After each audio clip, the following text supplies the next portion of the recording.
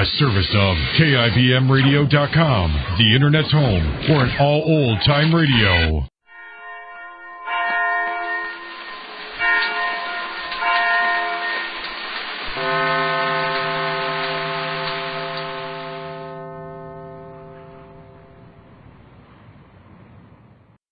This I believe. The only reliable measure of how firmly a man holds his beliefs is how consistently and honestly he applies them. Attorney Arthur Garfield Hayes believes in freedom and in democracy. A list of his cases over the past half-century reads like a record of the great landmarks in the continuing struggle for liberty and justice. This is the driving force of his philosophy. This I believe, that progress comes from struggle, conflict, and competition of ideas. That freedom is an end in itself, almost as important to the individual as the food he eats or the air he breathes. I believe that the best expression of freedom is in our Bills of Rights, and that not only our welfare, but our safety as a nation depends upon our observance of the principles expressed in the Bills of Rights. Freedom is a social luxury, say some. History proves that freedom is a social necessity. All this is regarded as platitudinous by most Americans, yet there are differences in interpretation. Take freedom of speech, for example. Most people believe not in freedom of speech, they believe in freedom of speech, but. I believe in the right of anyone to express any opinion, no matter how wild, radical, blasphemous, or loathsome such opinion might be, and no matter how unpopular, vicious, or discredited the speaker may be. Mark, I'm not talking of incitements to violence or violations of law. Those are not opinions. Thought must be free. Men cannot think unless they express themselves. Is this an absolute? Yes, just as the right to think is an absolute. Are there no exceptions? None whatever. Has not society the right to protect itself against noxious ideas? No. Oliver Wendell Holmes once said, noxious ideas are like champagne. Expose them to the air and they fall flat. Who can be certain of what is the truth unless all views are heard? In my practice of law, particularly in those cases where the liberties of people are at issue, I have learned that the course of justice is not always straight and swift. But what I have seen has convinced me that men are progressing. I believe that it is our time-tested democratic institutions which makes this progress possible. For this reason, I am against anything which serves to weaken those institutions. I'm against congressional investigations into men's opinions. I'm against loyalty oaths. I'm against guilt by association. I believe that no man should lose his reputation, his liberty, or his property, except by judgment of court, after fair trial according to Anglo-Saxon procedure. Freedom is practical as well as ideological values. As long as men have the right freely to persuade and secretly to vote, we have a method of bringing about changes in our society, no matter how radical, without force or violence. Nor is it a matter of chance that the most prosperous and progressive countries in the world are likewise the freest. Because I am unswervingly determined to help keep America free and secure, I derive the deepest satisfaction in doing everything I can to preserve and enlarge those liberties which have made our country great. If my efforts meet with any success, I think I will have reason to feel that I have been privileged to serve what I believe in the way that I know best. Those were the sincere beliefs of New York attorney Arthur Garfield Hayes. For 30 years, the counsel for the American Civil Liberties Union, a devoted and conscientious citizen. The Anchor Hocking Glass Corporation brings you Crime Photographer.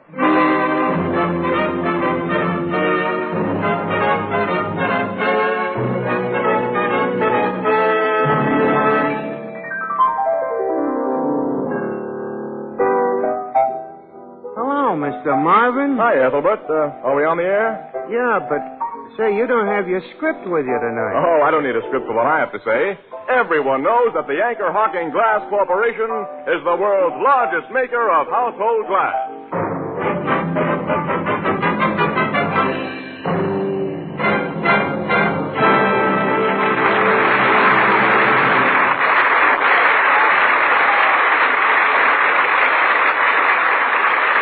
Good evening, ladies and gentlemen. This is Tony Marvin. Every week at this time, the Anchor Hocking Glass Corporation of Lancaster, Ohio, and its more than 10,000 employees bring you another adventure of Casey, crime photographer, ace cameraman who covers the crime news of a great city. Written by Alonzo Dean Cole. Our adventure for tonight, The Gray Kitten.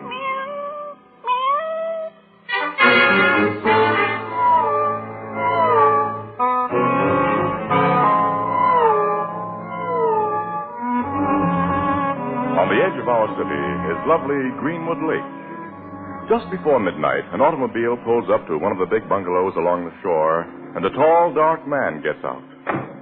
Seeming to brace himself, he goes to the door and opens it with his key.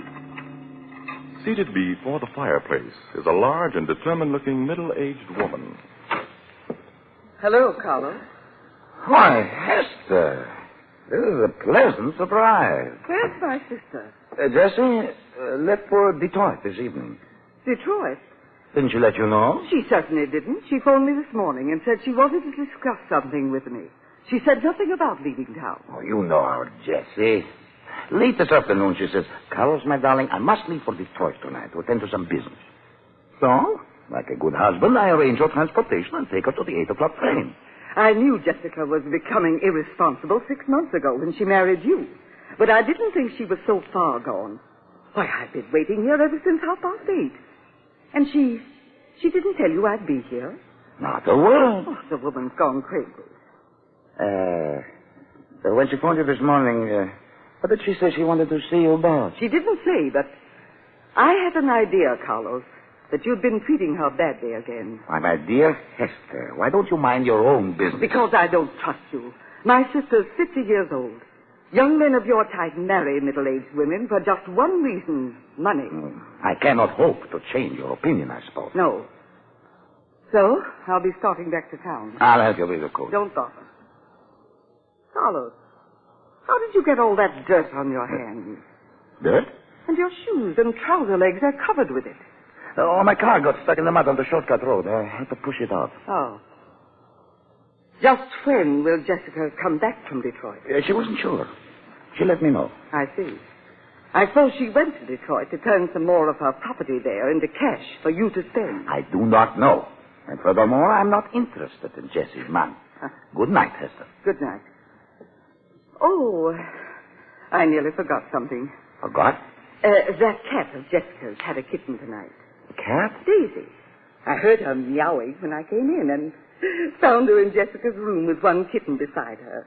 She's just been born. It was born at what time? About 8:30. In Jessica's room? I just told you it was. Since Jessica's away, I'm taking Daisy and her kitten home with me. You wouldn't give them proper care. I put mother and child in a box in here. You see? Look at her. A gray kitten. Oh, gray. Except for that white streak on his head. It's just like the streak of pure white that runs through Jessica's gray hair. Take that kitten out of here. Take it away. Oh. As you said, Hester, I wouldn't know how to take care of it. Take the cat's box to my car. No, you carry the box. You act as though you're afraid of this cat and her kitten. Come, I help you in your car. Oh, very well.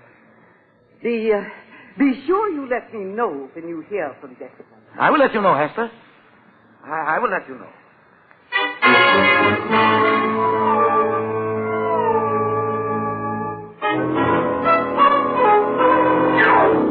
Logan, you're absolutely nuts. The longest game ever played in a major league was between Brooklyn and Boston in 1920. It went 26 innings. Yeah, wait till I get my hands on the record book. I'll show you. Got a record. Goodness sakes, do you two have to make all this noise? Wise guy. That's your phone. Right. Go on. Good thing, too. Oh. Hello, Homicide Bureau, Captain Logan speaking. This is Miss Hester Simmons. Who? Hester Simmons. I live at 347 Parkview Drive. Yes, Miss Simmons. What can I do for you? Gives a good address so we get polite. Oh, shut up, Casey. Go ahead, Miss Simmons. I have something very important to talk to you about. What is it? My sister has been missing for 3 weeks, Captain. I'm afraid she's been murdered. Murder, Casey. Oh, tell me about your sister, Miss Simmons. It's too long a story to tell over the phone. Come to my house, please. Now. All right, I'll be there in 15 minutes, Miss Simmons. Thank you. Goodbye. Bye. Hey, you and Miss Williams will have to excuse me, Casey. Oh, no. That little word murder we just heard has made us curious. Just a front page story, pal, with pictures. Okay, come on.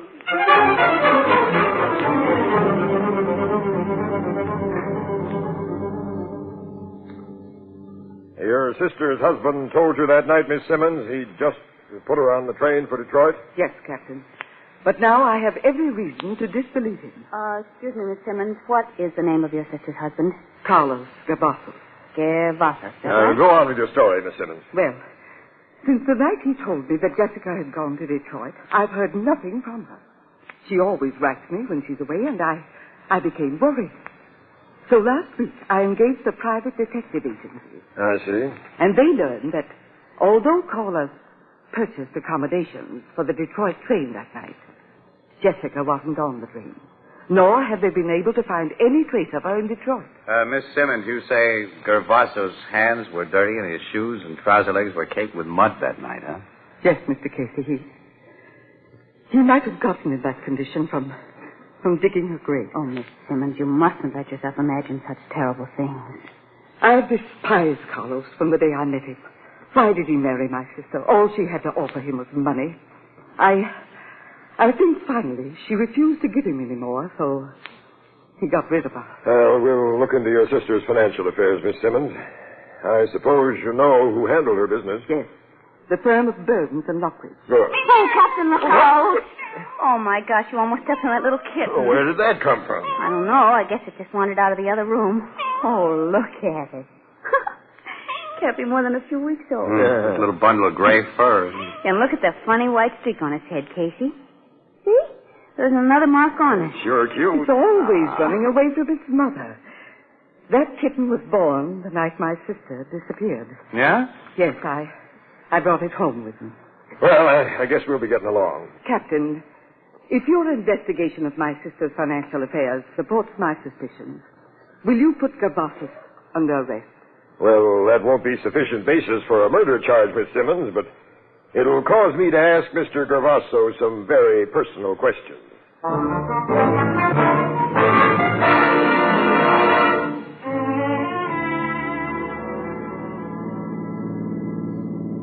That must be the house, Captain. Yeah. This time of year, this place is a nice setup for a murder.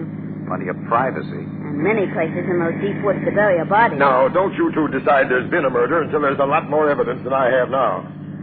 I'll park here. Well, you've learned that since her marriage, Mrs. Gervasos converted a lot of her holdings into cash. And that there's no record of where that cash went to. Even if her husband got it, Miss Williams, that doesn't prove he killed I her. wonder who that green car in the driveway belongs to. Yeah. Miss Simmons said the Gervasos had a black one. Yeah, I can see that one in the garage. The guy must have visitors. I mean, a visitor. Look at those footprints in the snow. A woman's footprint. Say, maybe the missing Mrs. Gervasos has come home. Ring that doorbell. Let's find out. I'm doing that little thing. Who's there? This is a police officer. Police? Let us in, please. What do you want? I can tell you that more comfortably inside. Just a minute. He sounded a little nervous. Everybody gets nervous when a cop comes unexpectedly to their door. Yeah, he's opening up. Come in. Thanks. You, Carlos Gervasos? Yes. I'm Captain Logan, Homicide Squad. Homicide? Uh-huh. This is Miss Williams and Mr. Casey. I have done no homicide. This is a nice living room, Mr. Gervasos. Where's the lady who just left it? Lady? Yeah, we saw her car outside and her footprints. Now, here's a highball glass with lipstick on the rim. I see. Well, let's see her. Here I am. I stepped into the kitchen because I thought you might want to talk to Carlos in private. Well, introduce me. This is Miss Vera Lavelle, an old friend. Of yours or your wife's? Of both. I drove out here to ask Mr. Gervasos if he'd heard anything from Jessie. Yeah? Yeah. She's a bimbo, Logan. In caps. Well, have you heard anything from your wife, Mr. Gervaso? No. I think maybe my wife's sister has sent you to ask me about that. You're right. And we arrived at such a nice time. Distinctive shade of lipstick you use, Miss Lavelle. Matches the lip prints Mr. Gervasos is wearing on his chin. So what? This gives me the idea that your old friend was pretty sure his wife wouldn't drop in here unexpectedly. This is ridiculous. I do Now, not can it, Gervasos? When I came here, I was giving you all the benefit of a doubt. But now you're coming down to headquarters and tell me a lot of things. Does this mean I'm under arrest? Yes. On what charge? Suspicion of murder.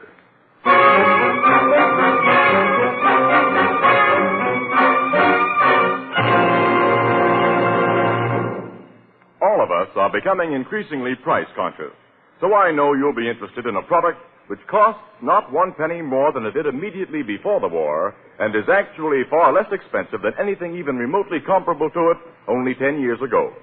Now I'm talking about Fire King oven glass, the beautiful pale blue oven glass that is guaranteed for 2 years against oven breakage. Fire King oven glass makes delicious meals simpler and easier to prepare, and it cuts dishwashing time by a full 2/3 because you bake, serve, and store leftovers in the same dish. It makes meals more appetizing and more healthful because oven baking safeguards not only flavor, but vitamins and minerals as well. Yet, individual pieces of Fire King oven glass cost as little as 5 cents at your favorite chain, variety, hardware, or department store. Beautiful, practical, inexpensive Fire King oven glass is a product of Anchor Hocking. A great name in glass.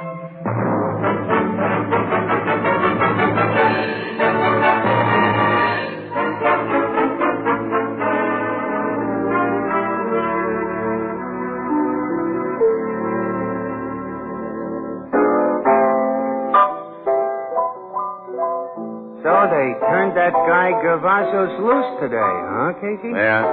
He's out of jail, Ethelbert. And did poor Captain Logan go out on a limb when he put him in there? Same limb you went out on, Annie. Stories you wrote after his arrest had the guy all but convicted and in the hot seat. I don't know how you talked city desk into running those things. Must have been your charm, I guess. And the DA doesn't even ask for an indictment. Well, he should have gotten an indictment. He was able to prove that Gervasos had gotten over $40,000 from his wife's estate. He could prove that Gervasos and his wife quarreled because she refused to give him any more money. He could prove that... He could prove everything, Annie, except the all-important fact of murder. And they've still found no trace of a body. The DA knows a trial jury wouldn't convict him. So this Gervasos may get away with murder, if he's committed it. Yeah, kind of looks that way, Ethelbert, now. I don't think he's going to keep much of that $40,000, though. How do you mean? Well, I don't know. That Laval dame will get it. You know, I think she pushed Gervasos into the murder of Jessica, and I think she'll push him into a new deal soon because she's going to want more money. Hey, look who's coming in the door now. Huh? Who? Casey, it's Gervasos. Who's out with him? There they are, Dan. Hello, Miss Williams. Evening, Casey. We expected to find you here. You were looking for us? Not for you, Casey. But we have a present for you, Miss Williams. What is it? Tell her, Dan. Make it official. Someone's waiting. Oh. Yes. I'm suing for $100,000 damages to my name and reputation. Well, Mr. Gervasos, do you think that I have $100,000? Miss Williams, your paper will be a joint defendant in my suit. The stories you wrote were so very unkind to me. Look here, Gervasos. If you bring a libel suit against Miss Williams in the Morning Express, the paper and everyone on it will do everything possible to prove you really killed your wife. No one in this world can prove I killed my wife, Mr. Casey. What's the matter? The cat. The Gray Kitten. Gray Kitten? I must get out of here. Come on, Dan. Right with you, boss. Casey, what is the Don't matter? ask me. It was sure peculiar. Hey, wait a minute. Have a look at you, Kitty. Come here. I guess some people are just naturally afraid of cats, Casey. Hey, where did this kitten come from, Ethelbert? I must have sneaked in from the street. It don't belong here. It just sat on the floor and looked at Gervasos, and then when he saw it, Annie, this Gray Kitten has a single white mark on its forehead. Look.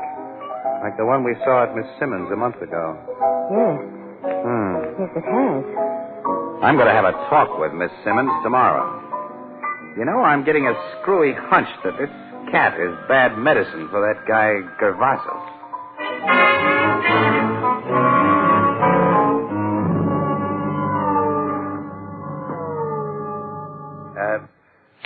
Miss Simmons, you say Gervasos showed fear of this kitten the night it was born. Yes, and I've been thinking of a certain possible reason for his actions that frightens me. What's that? Are you familiar with the theory of reincarnation? Oh, you mean the belief that when a person dies, his soul is born again in a new body? Perhaps in that of an animal. My sister Jessica believed in reincarnation. Carlos is very superstitious. And he'd heard Jessica say that when she died, she'd return to life as a cat. Huh? She said that? Many, many times. And that kitten was born in your sister's room. About the time Gervasos may have killed her. Yes. And this kitten has the white streak on its head that ran through Jessica's hair. I, as most people, regard the strange combination of things I've mentioned as coincidence. But I think they explain Carlos' fear and prove his guilt. Miss Simmons, I kind of think so, too. We've got to have better proof than that for a jury. I want to borrow that kitten. What for? I'm going to use it to break that guy down. Play on his superstition till he cracks wide open. At least once a day, he's going to run into this cat. He ran into it last night, and no one arranged that. Yeah, that's funny, isn't it? Very funny. Take the kitten, Mr. Casey, and be good to it. Be good to it, Mr. Casey.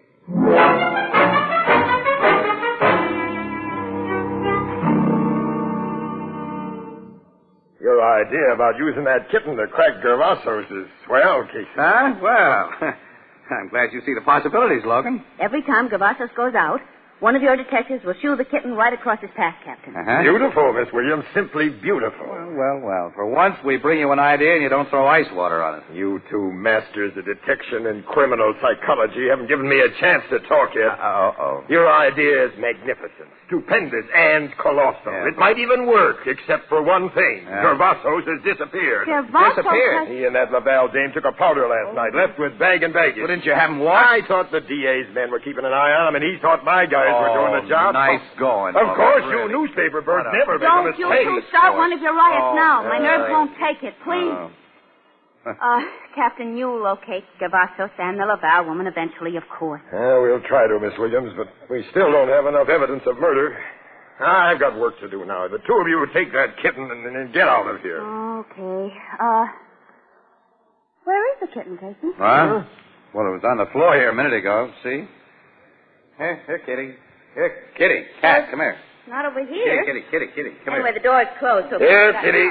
Here, Kitty. Sound kind of silly, It must have gone out that window.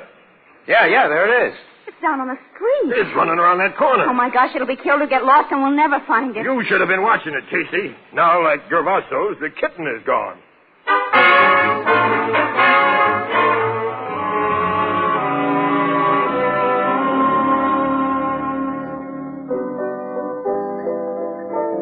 Casey, it's been... Look out, Grace! Oh, dear, these women. Did you see what she did? Yeah.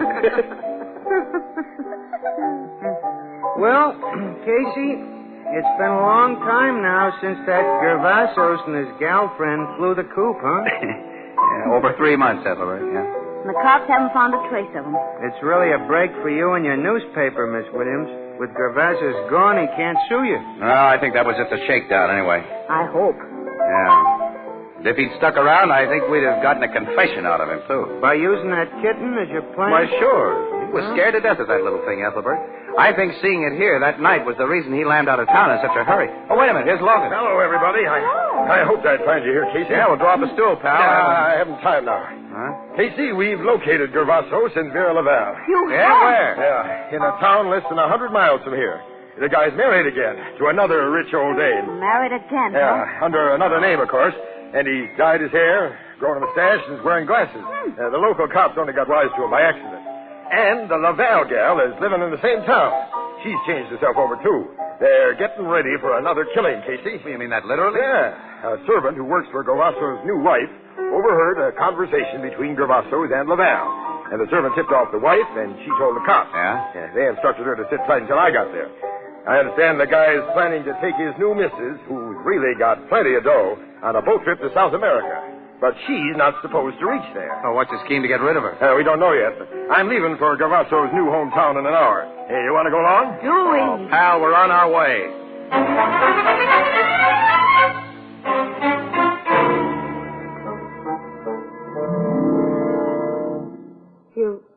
You sure we're alone in this house, Carlos? I sent my dear Isabel to the movies. We're quite alone here. Come into my room where you can see what I have arranged for our little trip.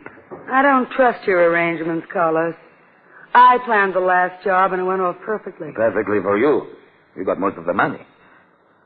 And you did not have to see that Jessica look at you when she died. I can still see her eyes staring into mine. Oh, you've got no guts. It was not a nice thing to remember. And then the Gray Kitten. Carlos, if I ever see you go soft again about that Gray Kitten idea, I'm pulling out and fast. She always said she'd be born again as a cat. And that kitten... Stop it, I said. Sat. Now, let's get our plans straight. When your wife comes home from the movies tonight, you're going to do the job. Yes. Tomorrow morning, an expressman will call for our trunks.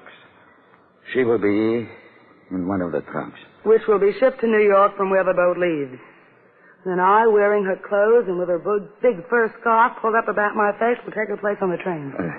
When we get to New York, we claim the trunk, get rid of its contents, and disappear. Right.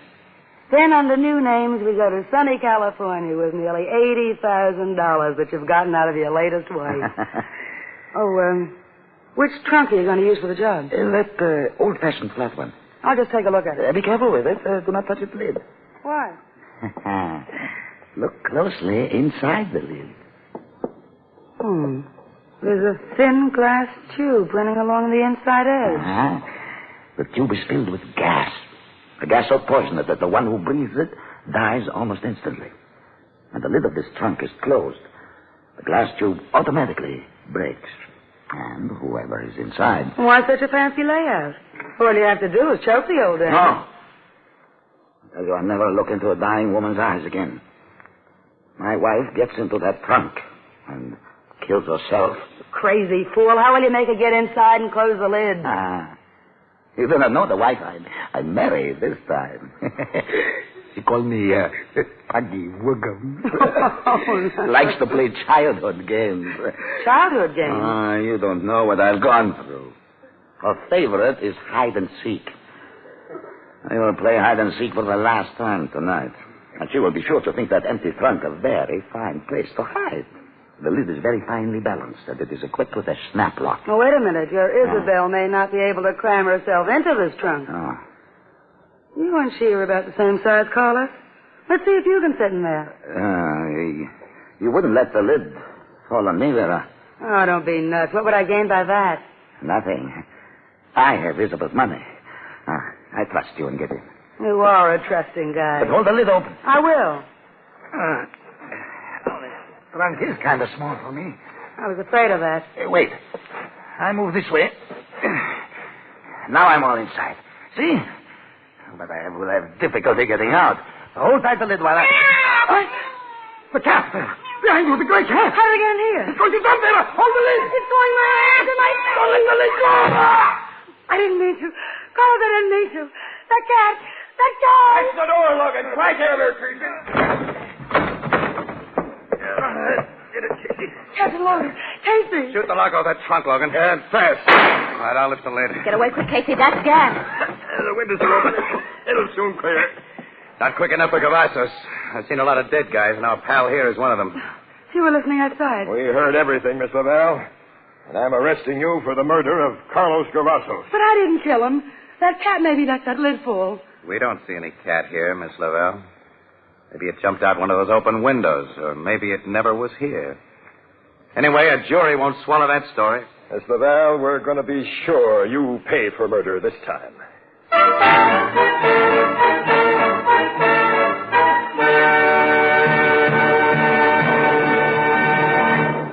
Perhaps you were one of the housewives interviewed in a recent big city survey. If so, you may recall you were asked these two questions among many others. When you buy packaged foods, what kind of container do you prefer and why? A vast majority of you said that you preferred to buy foods packed in crystal clear glass. You gave literally hundreds of reasons. Practically all of you, however, preferred the glass package because it lets you see exactly what you buy before you buy it. Included in this survey were many hundreds of young mothers who were questioned on baby food packages. 8 out of 9 said they not only preferred, but insisted on prepared baby foods packed in glass. And their most important reasons were that glass was cleaner and more sanitary, that leftovers can be resealed and safely stored in the original container. Now, you too can have these recognized advantages with the foods you buy. Simply demand foods packed in glass, in Anchor glass containers protected by tamper-proof Anchor vacuum caps. Both products of Anchor Hocking. A great name in glass.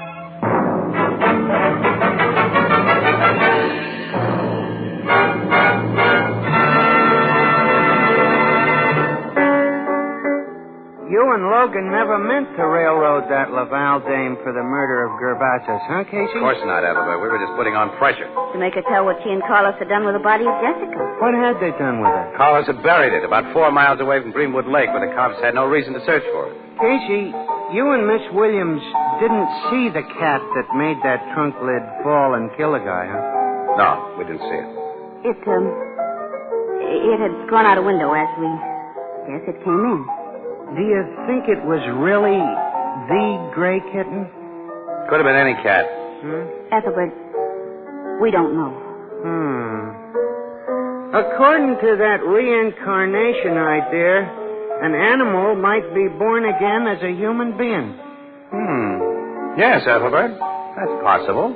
Very, very possible. Yeah, it's very, very possible. Hey, what are you staring at me for?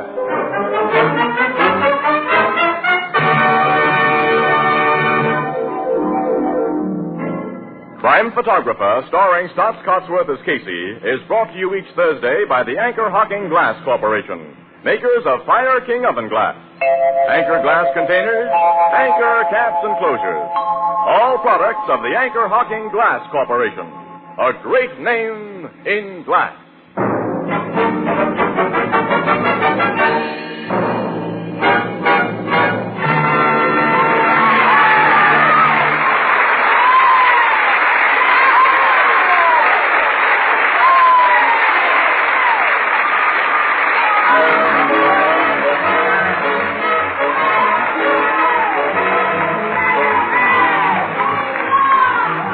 Crime Photographer is directed by John Deese. The original music is by Archie Blyer, and the program features Miss Leslie Woods as Anne and John Gibson as Ethelbert. Thursday night on CBS is the biggest show in town, so stay tuned for exciting dramatizations on Reader's Digest Radio Edition, which follows immediately over most of these stations.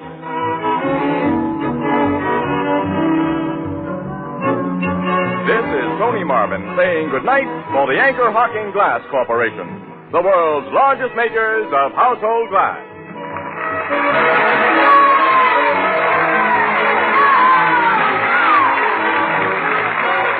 This is CBS, the Columbia Broadcasting System.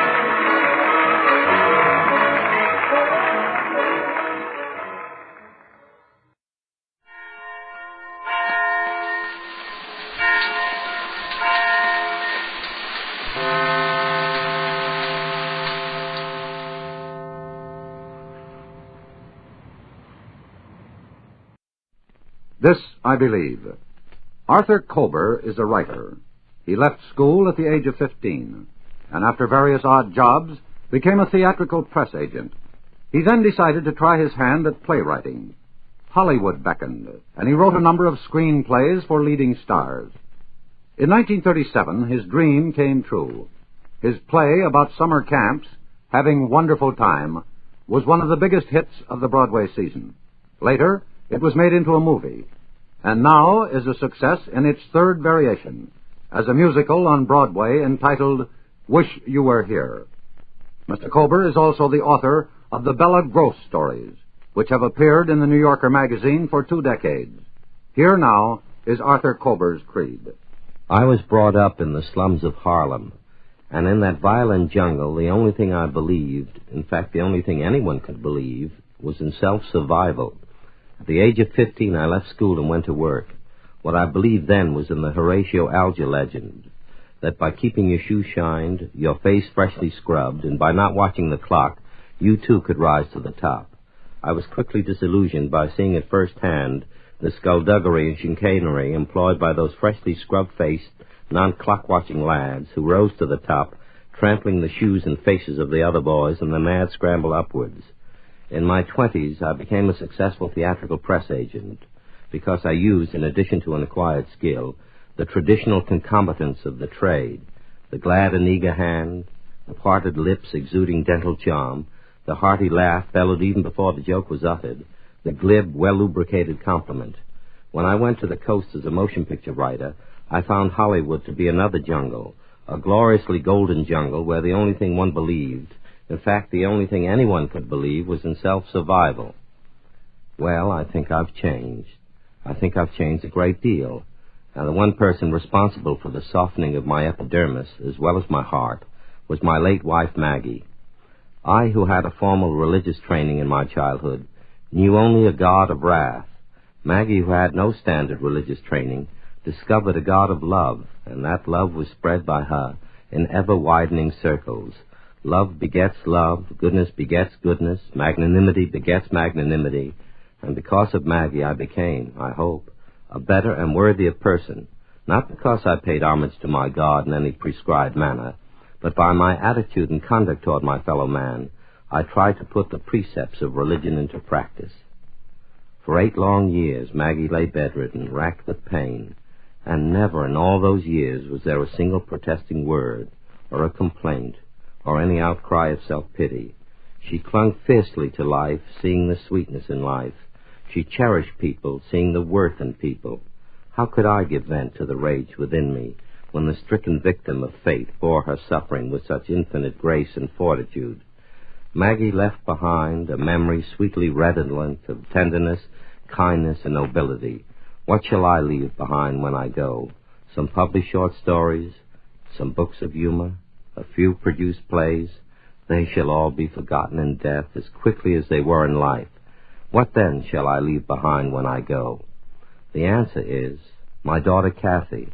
Now I contend that the virtues of the mother, not just the sins of the father, are visited upon the child. And so I believe that the shining qualities that were in Maggie are reflected in Kathy. I believe that the love spread by Maggie will be further flourished by Kathy, who will subscribe to a practicing religion and not offer just mere lip service to a divine being. I believe that Maggie and I have made a valuable contribution to the next generation. I believe in the goodness inherent in the next generation, and I believe in its contribution to a better and brighter world. Yes, this I most sincerely believe. That was Arthur Kober of New York, who is the author of the Broadway musical Wish You Were Here. Crime does not pay.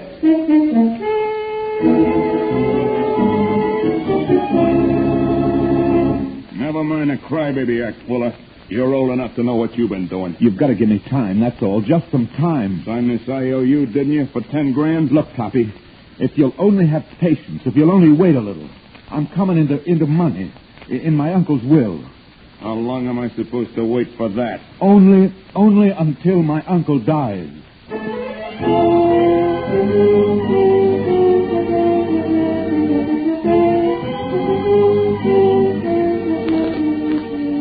In the interest of good citizenship and law enforcement, we present Crime Does Not Pay, based on the famous Metro-Goldwyn-Mayer series of short subjects. In just a moment, you will hear Glossy Finish, starring Martin Gable.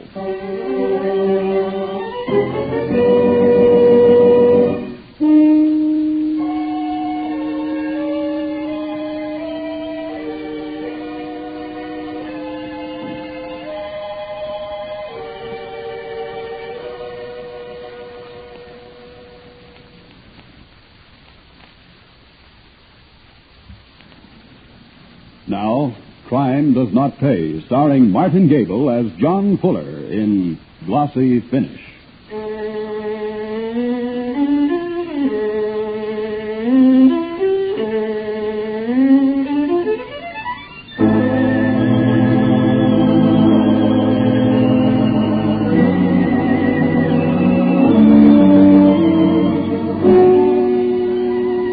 The crime of murder, the last act of desperate violence on on the part of an individual has never been confined to one group of people.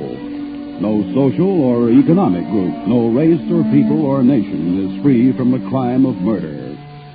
For instance, the well-ordered household of multimillionaire David Fuller was hardly the place where one would expect murder. It was a smooth-running, apparently happy household. There was David himself, his nephew John, his faithful secretary Charles Dubo, his housekeeper Martha Frank. This was the permanent unit, modest, efficient, quiet. Then one day, David Fuller called his household together and started the train of events which brought about his own death. Now, John, come in. We've been waiting for you. I'm sorry, Uncle David. I had your message at the office, but there was the usual traffic jam. Hello, Martha. Hello, Charlie. No matter. Sit down, John. Sit down. Thank you. Anything wrong? Well, no, hardly. Just getting my affairs in order, that's all. Oh, in other words, Uncle David, you've made a will. Exactly. Now, Charles here seems to think that what's in that document is nobody's business but my own. However, it's quite simple. The sudden acquisition of comparative wealth may be a shock which can have disastrous results on some very fine people. I want you all prepared to handle money. Me, Mr. David? Me with money? The income from $250,000 will be yours, Martha, as long as you outlast me. Oh, sir. That's one provision of the boresome legal document whose legal language I refuse to confuse you with. Now, I have made certain provisions for my favorite charities, and then, well, you two young fellows have been the nearest to sons I've ever had. So the residual estate, about $1 million, will be divided equally between you. What? After taxes and all, you'll have about $500,000 apiece. Uncle David. Oh, really, sir? Don't you think... Well, after all, I'm no blood relation. Well, you've been closer to me these 10 years than anyone but John, and it's my money. I earned it. May I say something, Uncle David? Of course, John. Just that I don't want Martha or Charlie to think that I feel they're getting something I ought to have. You've given me a home since Dad died, and anything I've ever wanted. All I can say, sir, is that I hope and I trust that it'll be a long time before any of us see that bequest.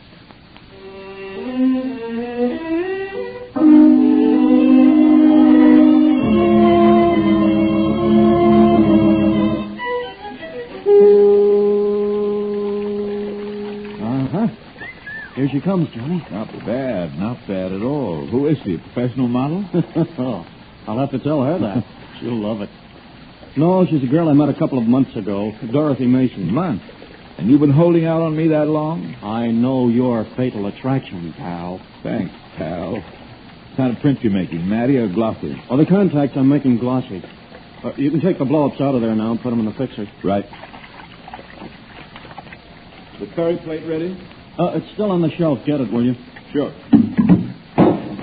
Hey, what's that doing there? Ammonia compound. No dark room complete without it. What for? Ever read the label on the ferrocyanide bottle? No. All I noticed was the skull and crossbones. That's when I decided the glossy finish was for other folks. Me, I'll stick to the matte finishes. I don't like poison. Well, just in case. Ammonia is the antidote for poisoning by potassium ferrocyanide. Formula K3FeCN6. Charles Dubo, the complete secretary, even to chemistry. Oh, why not?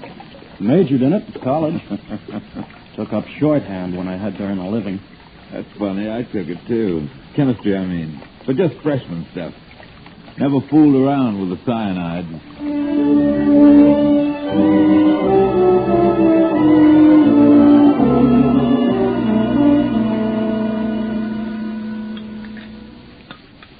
Will you excuse me, Uncle David? You haven't had your coffee, John. I know, but I've got a date for 8:30. I can just make it now. She must be important, Charles, if John's so anxious to be on time for her. She must be. Anyone I know, Johnny? No, nobody that either of you knows. Will you pardon me, please? Yes, of course, John. Run along. Thank you, sir.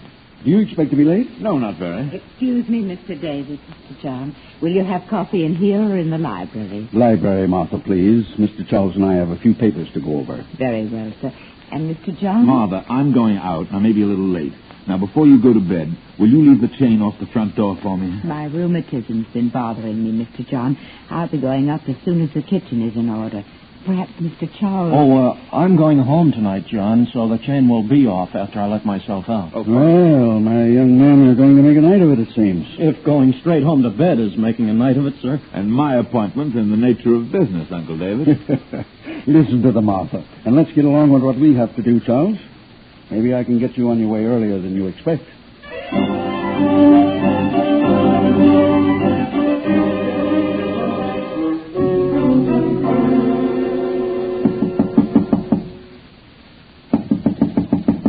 Okay, come in.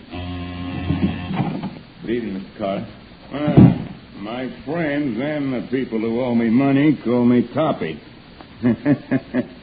Maybe because they know I always come out on top. You got the dough? No, I haven't. All right, then. What are you doing? Making a phone call, obviously, to a Mr. David Fuller. You can't do that, Toppy. Oh, can't I'll I? get the money. Somehow, somewhere, but you can't call my uncle.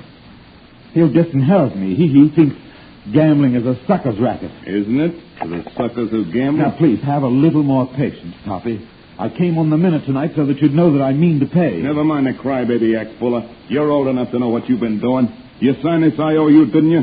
For 10 grand? Look, Toppy, if you'll only have a little patience, if you'll only wait a little, I'm coming into money in my uncle's will. How long am I supposed to wait for that? Only until my uncle dies.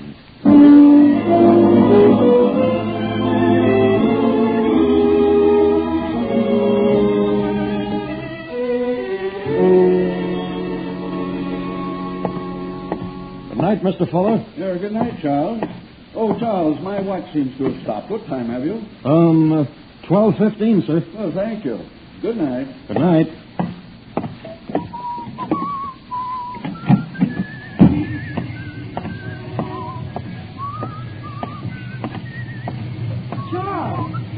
Charles, dear. Dorothy, darling. I figured your boss and benefactor couldn't keep you all night, so I waited. I'm sorry, darling. I couldn't help it. For a man who claims he's retired from business, he does more work. And at the oddest hours. This is the 4th night in 3 weeks that we've had a date. He's made you work. Are you sure he doesn't know about us? No one knows, dear, except Johnny. You finally told him. Well, he walked into the dark room the other day while I was making prints of those pictures I took of him. I see. By the way, I've got the glossies with me, having the enlargements framed. Do you want to see these? I want to see you. I'm in love with you. Heaven help me. Now I want to be with you. And I want to be with you for the rest of our lives. It looks from here as if the rest of our lives is going to be a mighty short period. Well, I can't leave him now. I know. I've heard it before. The will again. $500,000 after taxes. Isn't that worth waiting for? I'd like to spend a little of it while we're young enough to enjoy it. I know, darling, I know. Maybe... You never know with anyone as old as he is. Maybe it'll be all over sooner than you think.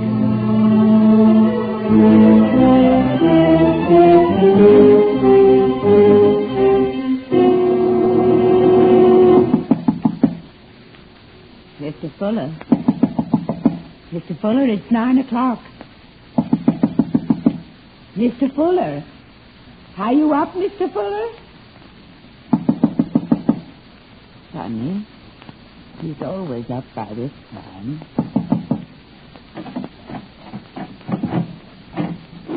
Funny. Smells almost like almond paste in here. Mr. Fuller. Oh, no. Mr. Fuller. Oh, no. Martha! What's wrong, Martha? Martha, stop that. Uncle David. He's dead. He's dead in his bed. My poor Mr. David. Martha, stop it. Did you close the windows? Windows? No, I never touched anything. And Martha, that long-necked laboratory bottle on the night table. Have you ever seen that bottle before?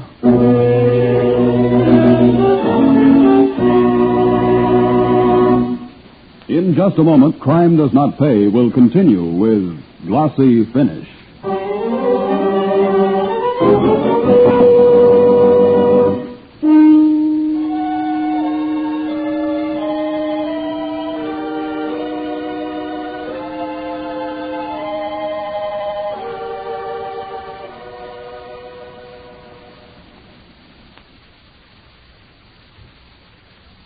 Now, we continue with Crime Does Not Pay, starring Martin Gable as John Fuller in Glossy Finish.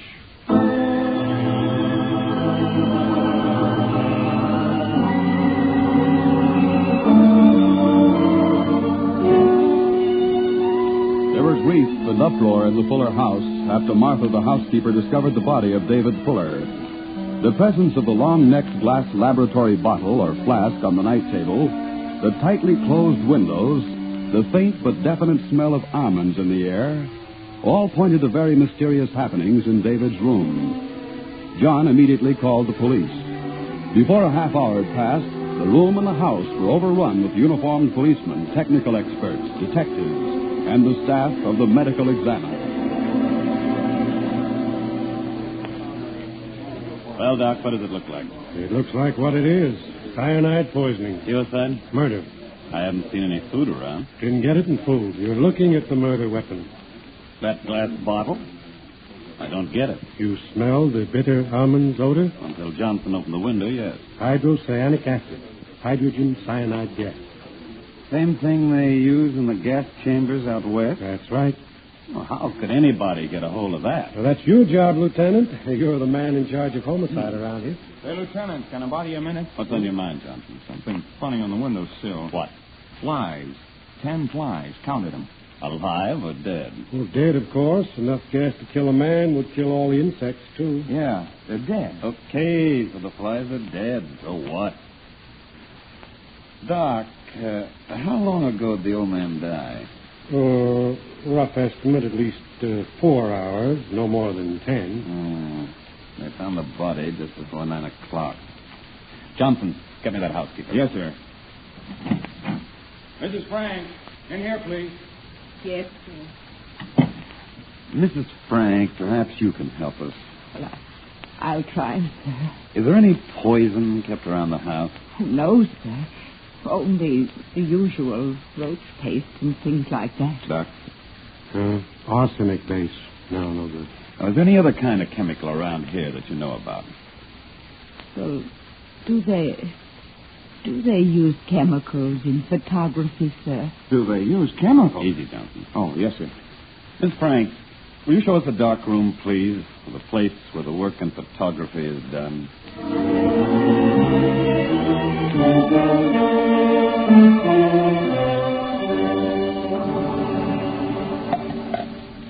Quite a layout, Lieutenant. Look at that enlarger. Yeah, plenty of money spent on this. But plenty, Lieutenant. The young man had this as a hobby, I guess, sir. The nephew and the secretary? Yes, sir. Say, look here, Lieutenant. What's that? Looks like a hunk of tin to me. It's a fairy plate, sir. What's it used for? Well, you know those shiny prints you get when you have pictures developed? Go on. They make them shiny by rolling them out and drying them on this after they've been in a solution of iron salt. Iron ferrous. Fairy plate. How do you know so much about all this? I used to play around with photography myself when I was a kid. You said iron salts, Johnson? Yes, Doc. There ought to be a bottle of it around somewhere. Yeah, nothing here. What do you buy for this work? Well, there's lots of trade names. The stuff is potassium ferrocyanide, though. That does it. K3FeCN6. Explain yourself, Doc. Simple enough. Although whoever did it would have to know something about chemistry. What do you about chemistry around here, Miss Frank? Well, sir, Say it. Which one of the young men? both, sir. They both took chemistry in college. Better and better. Go on, Doc. How was it done? Well, all he had to do was add some hydrochloric acid in that flask upstairs, you see. He sneaks into the room while the old man's sleeping, puts the flask on the table, drops in some of this ferrocyanide. The hydrogen from the acid combines with the cyanide. Boom. That's all. Death from hydrogen cyanide poisoning. You're sure of this, Doc? Sure as I can be before we analyze what's in that flask. But I'll bet roughly 50 to 1 on it. Well, we know how, but why? He was pretty rich. It was in his will. You know anything about that will, Mrs. Frank? I'm in it, sir. A trust fund. And the boys? Well, Mrs. Frank? They both... he told us once. They both get a lot of money, sir. Well. All right, Doc. Get going on your analysis. Johnson, get those 2 young gentlemen ready for me. I'll take them on one at a time. Yeah, Lieutenant. Well, what's bothering you? 2 ready-made suspects, and you're worried? It's those flies, Lieutenant. They've got to fit in somewhere. I'll be doggone if I can figure where.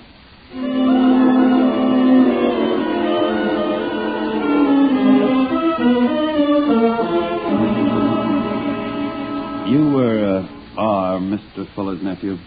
Yes, Lieutenant. I called you when the housekeeper found him. Yes, I know. Mr. Fuller, I understand you have some knowledge of chemistry and photography.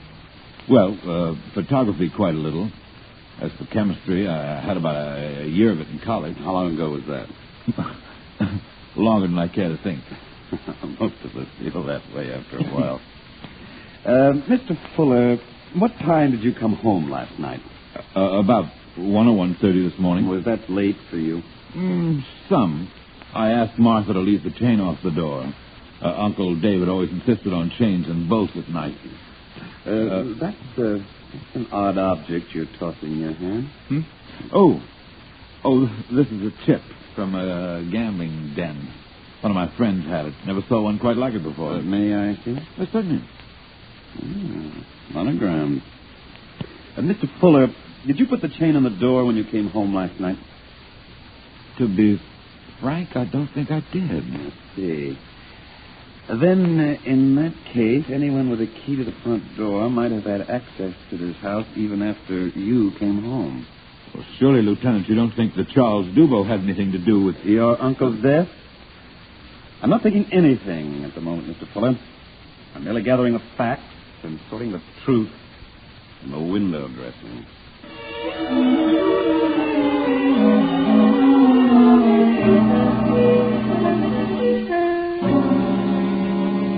So your story, Mr. Dubo, is that you called good night to Mr. Fuller, and he answered you when you left this house about 12:15 and did not come back. Exactly, Lieutenant. Do you have any corroborating evidence? You mean an alibi? Yes.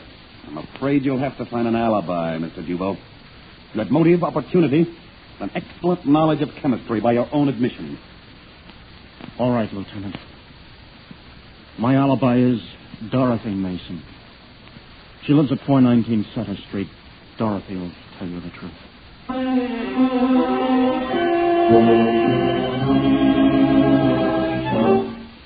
Yes, I waited for him, Lieutenant. I was angry. Another broken date. I wanted to have it out with him. And when did you separate? It was late. How late? I'm sorry, Miss Mason. I must have the answer. It was after sunrise. I see. I doubt if it will be necessary for this to go any farther than me, Miss Mason. Thank you, Lieutenant. One more question, Miss Mason. Has Mr. Dubo ever made any statement to you about his employer, about the will, about any possible desire to see Mr. Fuller dead? Yes. Last night, when I was quarreling with him, he did say Mr. Fuller might die soon.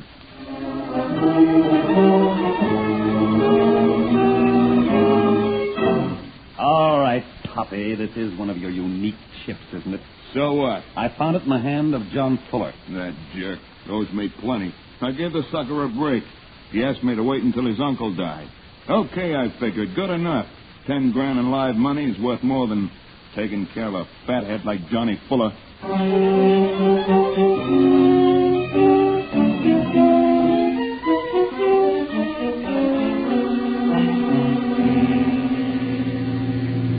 What have we got? Poison available.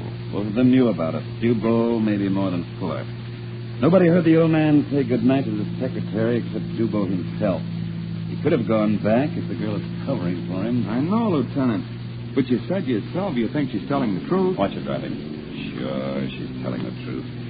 But the old boy could have been dead when Dubo left the house. Well, my candidate's the nephew. Why? Any more than the secretary? Well, he knew the same stuff as Dubo. And he was in the house all night. At least the housekeeper says so. You heard her yourself. Up all night with rheumatism. She heard every sound in the house. She says the nephew never left his room. Yeah, sure. Maybe he wore woolen socks. No noise. Only one thing we left out, Johnson, the time. It had to be done between 11 at night and 5 in the morning. Well, that's how we've been figuring. But there's something else we left out. What, for instance? The flies. 10 dead flies on the windowsill. You and those flies, Johnson, for the love of... Hey, wait a minute. Think you got something? I think I've got the killer. Turn back, Johnson. Use a siren. We're heading for the residence of the late David Fuller.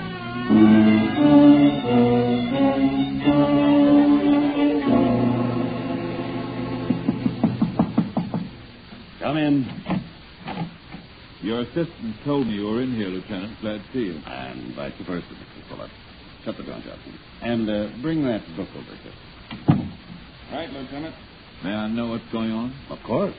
That's why we asked you here. Mr. Fuller, are you familiar with this book? The World Almanac? Yes, I know it. I haven't used one in years. Perhaps you should have. No matter now. Detective Johnson here was plagued with an idea. The almanac helped him out. You're talking in riddles, Lieutenant. You explain it to him, Johnson. Be glad to. It was the flies, Mr. Fuller. Those dead flies in the windowsill of your uncle's room. Those again? We had quite a few chuckles over your flies, Detective. Yes. Well, Mr. Fuller, it's funny about flies. They sleep at night. Yes, so they do. On walls and ceilings, don't they? Glad you noticed that. But these flies were on the windowsill. Something drew them to the windowsill. And that's where the almanac came in. You see here on this page, Mr. Fuller. Table of sunrise and sunset for the month of June. And the date of your uncle's murder was June 19th. And the sun rose at 4:22 a.m. that day, which means it was light as early as 4. Light enough, Mr. Fuller, for the flies to be awakened and to be drawn toward the window and be caught there by the poison gas which kills your uncle. What's all this to do with me? You were in his house at that time. The housekeeper dozed off. But the train, anybody could have come in. Meaning Charles Dubois? Well, certainly, or anybody. Martha herself, she's in the will, too. They won't do, Fuller. We know where Dubois was past sunrise. Miss Frank doesn't know one chemical from another. And you were in trouble with Toppy Carter to the tune of $10,000. You can't make it stick. You'll never make it stick. We think we will, Fuller. We think we'll find that bottle of ferrous cyanide somewhere in your room. You think I'd be dumb enough to leave it around?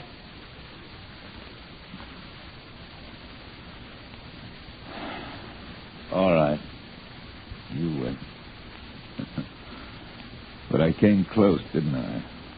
As close as anyone could and not get away with it. Like coming close to winning at Toppy's and then dropping every dollar. Uncle David rather enjoyed it, I imagine. Having his death avenged by a few dead flies.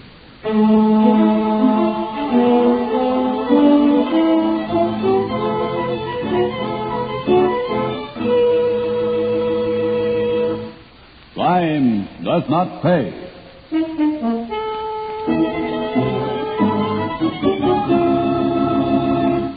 Martin Gable, who will star as John Fuller in Glossy Finish, will be back with you in just a moment.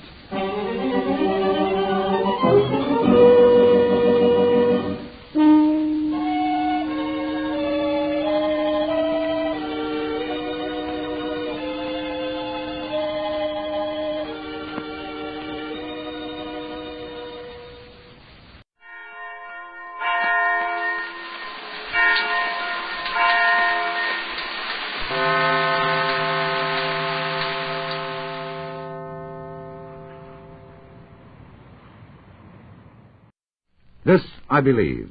Dr. Arthur S. Abramson is a leading specialist in physical medicine. His expertness in rehabilitation is a result of more than academic knowledge. His own experiences have played a large part. This is Dr. Abramson's creed. On December 27th, 1944, during the Battle of the Bulge, I was shot by a German sniper. At that time, it was a catastrophic event. Afterwards, to begin the long journey of recovery was even more difficult, because I had lost some of the flexibility and formativeness of youth. The road ahead was obstructed with huge barriers such as pride, bitterness, and self-pity. My first realization was of being terribly alone. Then came a greater realization that there were people trying to help me. And finally, much later, I realized that the basic thing was to help myself. And although I must accomplish and achieve through my own efforts, I would never be alone, for the social unit around me would share in my achievements. It helped in my rehabilitation. My next and greatest problem was interpreting what people do and say, because I saw that only by being part of people could I progress. In my youth, I had wanted to be an architect, to build. I achieved my wish in another way. As a physician, I remembered the thought that you can't construct a building without a scaffold. That scaffold, I decided, would be responsibility for service to others, as it was to me. Giving of myself would give my life continuity. In offering my experience, perhaps I could help people to eventually respond to crisis in this troubled world. Life has been different since that sniper shot me. I believe I am a better man now, because as a younger man I was moody, with little balance, moods that interfered with concentration and achievement. Now, as a doctor working in rehabilitation, life is fuller at all times. Suffering has been good for me, for now I am a doer. My acceptance of my own pain and physical injury enhanced my desire to do. It completely submerged my bitterness, killed any sense of personal revenge. I know now that I could talk to the man who shot me and feel no rancor. Thus I shall not have to steal through an existence without honor or observation. I believe this to be due to my sense of duty. For if I had not a sense of duty, I should not now be a paraplegic. And by that same token, I should not be the man I am. And as such, I should not be able to hold the world close enough. On reflection, I believe I would again undertake the events that led up to the moment which changed my life, for that is the kind of person I am, and experience has shown me that the change was good. This then I believe, that human beings grow up with aspirations and hopes for joy and sorrow, and by the contrast appreciate each the more. I believe that love and mercy and truth are the common property of all mankind, that life is the soul, and the soul knows no frontiers, no more than does nature, of which we are lucky enough to be the end result. I believe that experience counts most heavily in the construction of the house of life, and not how we are told to build it. The spoken word only has meaning for me which fits my experience. It says truth as I see it. I believe in the powers of communication, yet I am forced to recognize the great barriers of concept, for herein lie the struggle of life, as well as its mercy. I measure my standards by my inadequacies, and flexibly discipline myself, for one gains stature not with maturity, but with growing. This I believe. That was Dr. Arthur S. Abramson, Chief of the Rehabilitation Service at Bronx Veterans Hospital. Not only has he triumphed over his own disability, but he is actively engaged in helping others to do the same.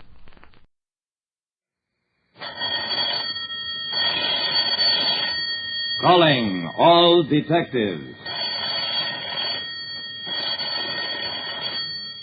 A face appears on a television screen. One face among thousands. As you watch the television screen, that face suddenly assumes the mask of death. That is the situation on this page from my casebook. The casebook of Jerry Browning, private detective.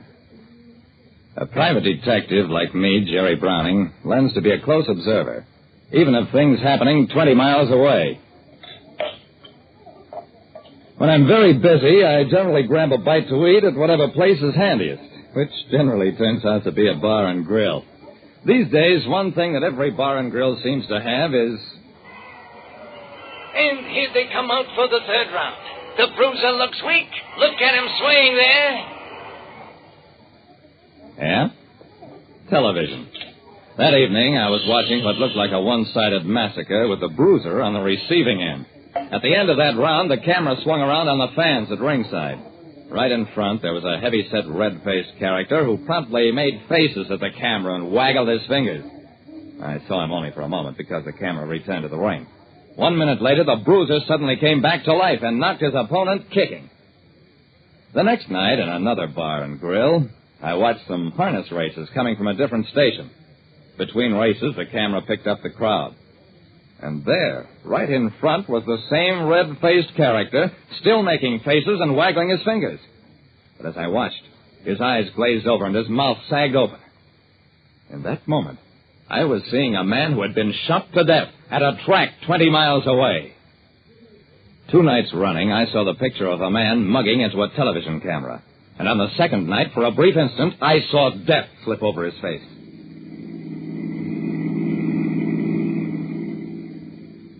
At police headquarters, Lieutenant Dawson told me, Frankie Cosgrove was his name, Jerry, one of those sporting characters. Nobody knows how to make a living. What's your interest in the case? I saw him die. Dawson looked shocked. You were there? Saw a man killed and kept quiet about it until now? I shook my head. Don't get excited, Dawson. I saw it on a television screen. The camera was on Cosgrove at the moment he was killed. What's more, I saw him on a different television screen the night before. Dawson stared at me. Jerry, let's talk to the people who work those television cameras.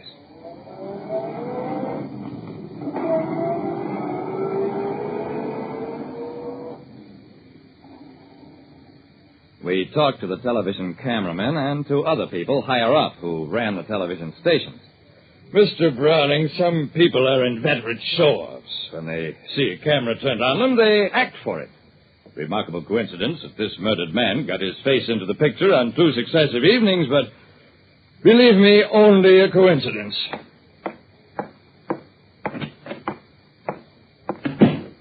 I haven't made a living as a private detective for 10 years by taking anybody's word for it that what he can't explain is just a coincidence. Laughing Boy is one of my best sources of information.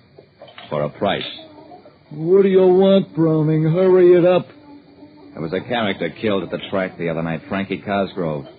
Laughing Boy barely moved his lips. I don't know who killed him. I didn't think you would. What I want to know is, how did Frankie get by? What was his racket? $20 buys that.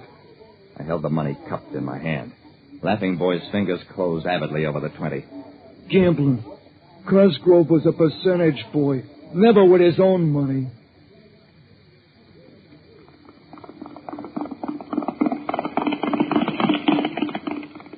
At 6:30 in the morning, clocking horses as they worked out around the track, Sad Sam Soper looked even sadder than usual.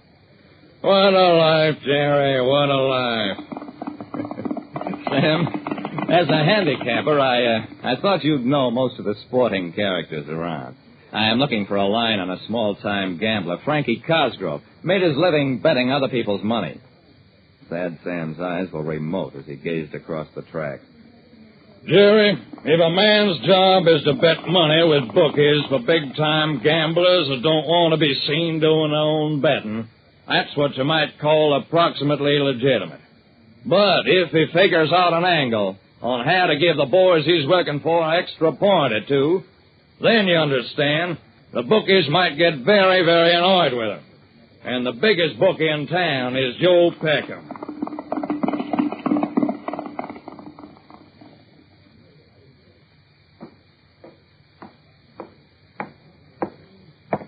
Joe Peckham's bookie parlor was one of the best equipped in town. It served free drinks to customers. Anybody could enter the place except... You're a private pick, Browning. Keep out. There was plenty of steam behind my wallet, but it didn't even rock the muscle man at the door. And he didn't raise a hand to return the blow. I said, I'll just keep slugging until you lose your temper. We stage a battle royal and the cops show up.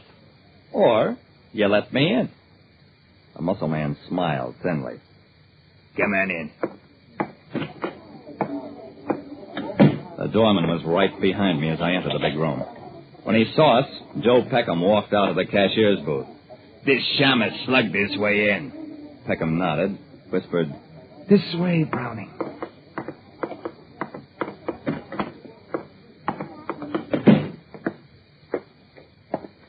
Peckham sat down at a small desk, waved a negligent hand at me. Talk to me, Browning.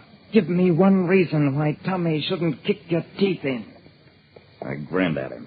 Well, I know who killed Frankie Cosgrove and why. How's that for a reason? Peckham was amused. Why should I want to kill a mosquito like Cosgrove? Because he had a system. Because he went to fights and to the track and picked up information that would change betting odds. And then he worked his way up to where he'd get picked up by a television camera and wigwagged his information to somebody on the outside.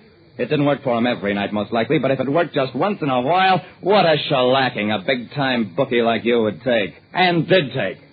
Peckham wasn't amused anymore. You chump. To come here with stuff like that and expect to get out alive. I glanced around the room. The muscle man. He didn't look happy. Then I turned back to Peckham. Something's bothering your boy, Mr. Peckham.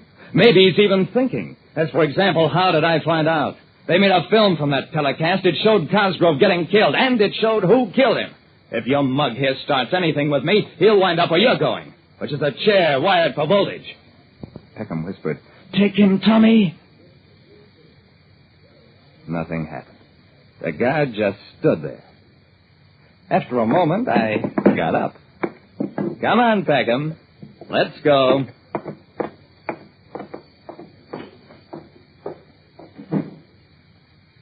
Huh? Peckham was the killer. He'd done his own dirty work. The stuff about a film of the telecast was nonsense, of course. But it was real enough to Peckham so that he started talking and talked himself into a life sentence. Like I said, a murderer always has plenty to worry about. And these days, he's even got to be careful about television. Listen next time to Calling All Detectives, mystery drama, mystery quiz, and a chance for you to match wits with yours truly, Jerry Browning, Private Detective.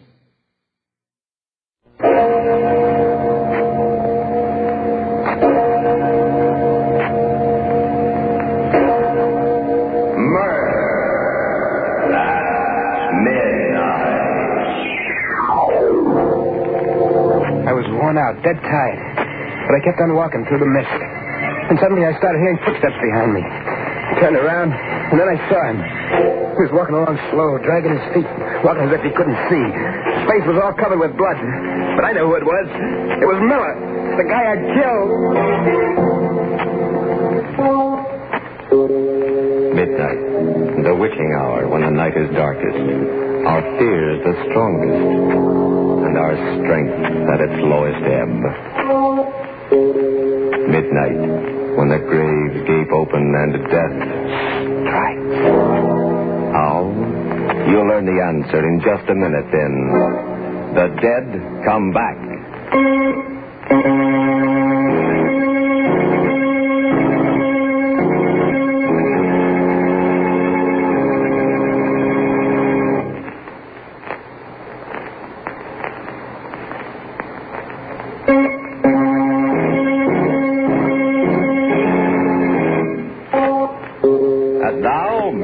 Midnight. Tales of mystery and terror by radio's masters of the macabre. Our story by William Morwood will threaten your sanity. Its title, The Dead Come Back.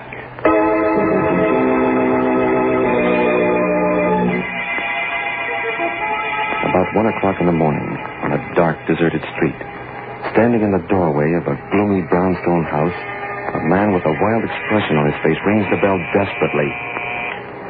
There is no answer, and he rings again. Then...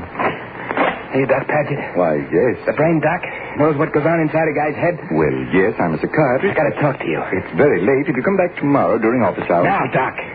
Something's been happening to me. Something that's driving me nuts. I'm sorry, but... Get inside. Be careful with that. It won't go off till I pull a trigger.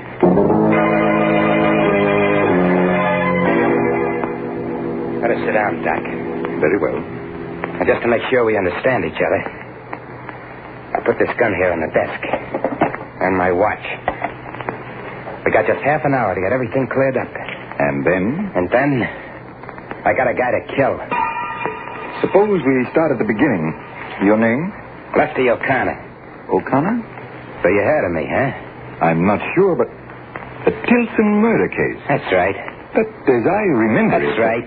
They decided I was nuts, put me away. But get this straight, Doc. Yes? I was never out of my head, and I ain't now. I see. Insanity was something that I cooked up to keep from burning. I played it up all right.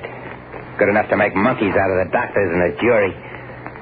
But when I got to the nut house, it was different. I didn't have to pretend no more. You know, Doc, some of them whacks act just as sane as you and me.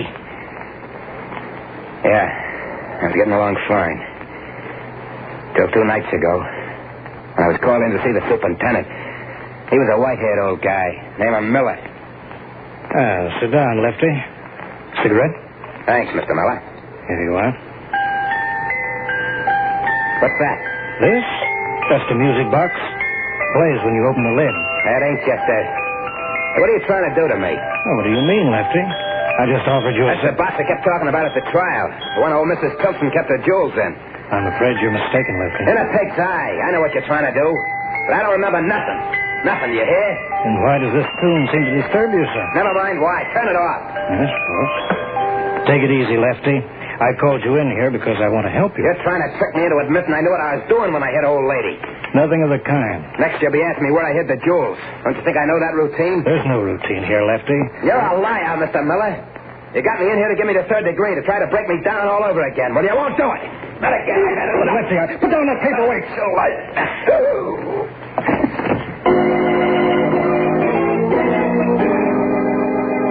I didn't have no idea of escaping when I hit him, Doc. I was just scared. I was scared of what would happen if he kept after me. When I found a gun in his desk drawer, I began making plans fast. I brought him around and told him exactly what he had to do. We went out, got into his car, started for the gate. Okay, Miller, it's up to you now. I understand. Now remember, I'll be lying back here with this gun against your spine. Evening, Mr. Miller. Hello, George. Going out kind of late, aren't you, sir? Yes. Something unexpected came up. You wouldn't be smuggling out anyone under that rug in Baxter, huh? I might. Yep, looks suspicious. Just the right shape for a man. But I'll take a chance on you, sir. Okay, Charlie. Open up for the super. Okay. Open it up. Good night, Mr. Miller.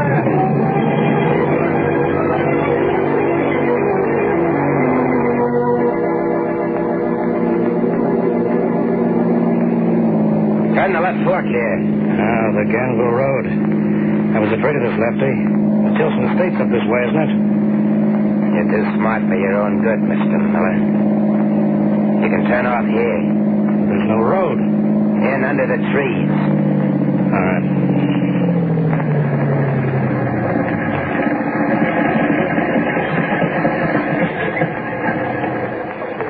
What happens now? Do we walk the rest of the way? One of us does.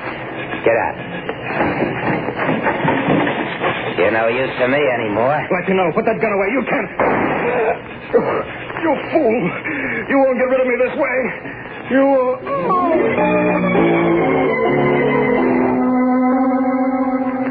I left him there beside his car and started walking. I don't know how long I was at it. Maybe an hour when I hit the outskirts of town.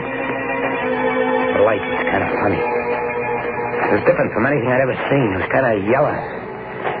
Kind of yellow mixed with a mist that was curling up.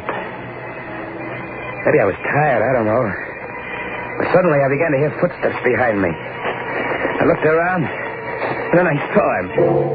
He was walking on the other side of the road, flying, as if he couldn't see where he was going. His feet were kind of dragging along. His face was covered with blood. But through the blood, I could see that it was him. Miller.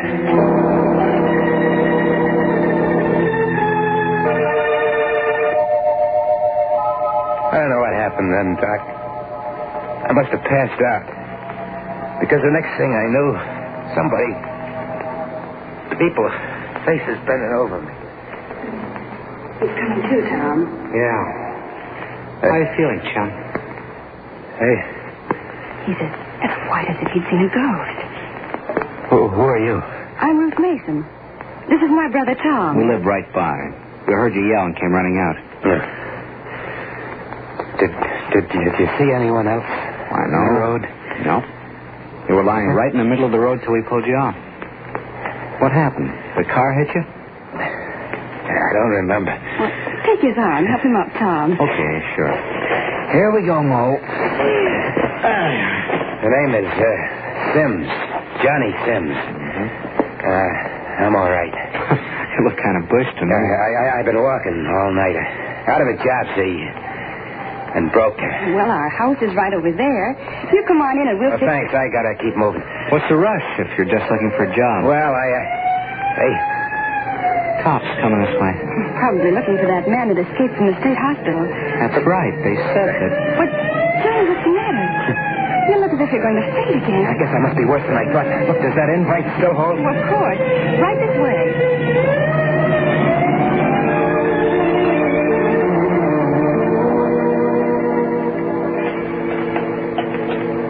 Something more, Johnny? No, thanks, Ruth. Couldn't manage another thing. Full up. Oh, well, then you lie right down on that sofa. That is, if Tom will get off with his paper. Oh, sure. I was just reading some more about that guy, Lefty O'Connor, that broke out of the asylum.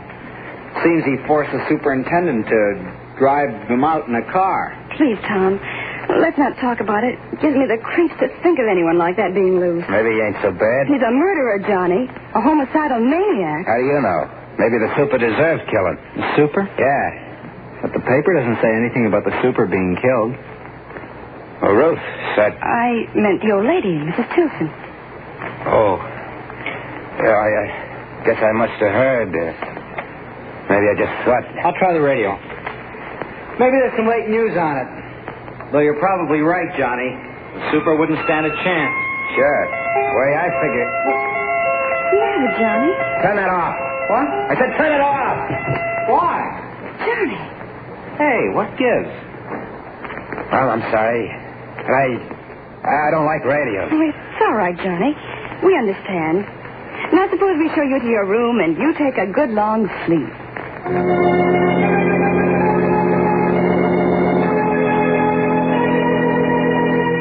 I must have slept like a dead man, Doc. It was dark when I woke up. There was nobody in the house. I switched on the lamp and looked at my watch. A few minutes before midnight. I didn't have much time if I wanted to get the jewels and blow town before morning. So I started for the door, but before I reached it opened. And standing there, smiling, kind of sad-like, was Miller. Hello, Lefty. Did you get the jewels? You? It can't be you. You're dead. I told you you wouldn't get rid of me so easily. What do you want with me? Nothing, Lefty. Just what I wanted before, to help you. You're lying. You still think you can break me, get me to confess, but I'll show you. I must have hit the lights, Doc, or maybe they were never on, because suddenly the room was all dark. I struck a match. I bent down to look at Miller, make sure that he was really dead this time. And I ain't crazy, Doc. You gotta believe me. But the man lying face up on the floor was Tom Mason. A dead man who came back. And now, a second victim, as the hands of the clock move inexorably to the witching hour. And yet another. Murder at midnight.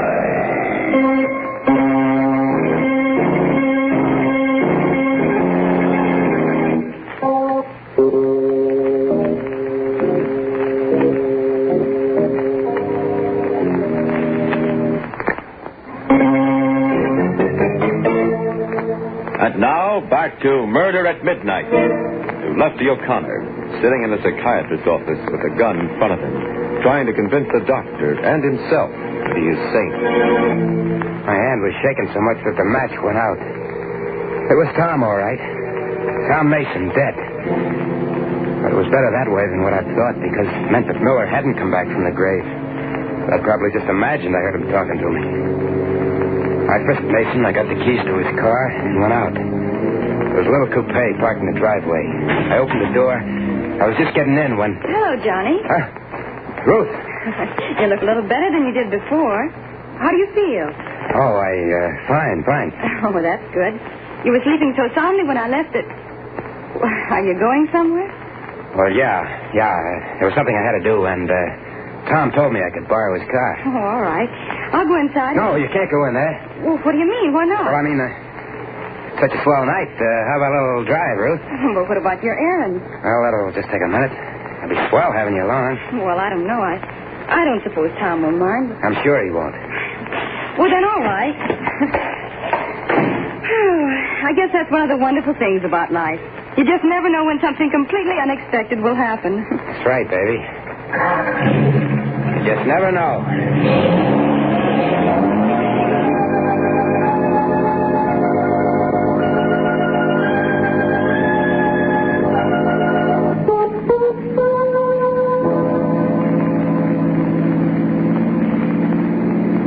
Why so quiet, Johnny? Huh? You asked me to come driving with you, and I do. You don't say a thing to me. What should I be saying? Well, you might start by telling me something about yourself. Like I said, I'm just a guy looking for work. What kind of a job did you have before? Chauffeur? Oh, that sounds interesting. Did you work around here? Why? I just wondered. You seem to know the road so well. Listen, baby, let's not talk about me. I'd rather hear about you. Well, there's not much to tell. I'm 21, fancy-free, and I work for a living. I'm a nurse in a psychiatrist's office. A what? Psychiatrist. A doctor who, well, helps people who are disturbed mentally. Like people who see things that ain't there? Oh, yes, he gets a lot of those kind of cases. What does he do? Talks to the patients, explains away the hallucinations. His name is Dr. Paget, and he's really wonderful. Johnny? Huh? Where are we going? Why, baby? We've turned off the main road. This leads past the old Tilton mansion. What's that? The house where that terrible murder took place about a year ago. It's all boarded up now, of course. Yeah, that's the job Lefty O'Connor pulled, huh? Yeah, he was old Mrs. Tilton's chauffeur. What? Chauffeur. Quite a coincidence, ain't it? Johnny, you're turning in the driveway. Yeah. See, a couple of nights ago, I broke into this place to sleep. It was just an empty house to me. I didn't know anything about no murder. I left the parcel behind. I want to pick it up. Oh, I see. You think I had any other reason for coming here? No, Johnny. Sit tight, baby. I'll be back in a minute. All right, Johnny. Well, why are you taking the keys? Just to make sure the car stays here, and you with it. But of course I'll stay. You better, baby. Or it'll be just too bad.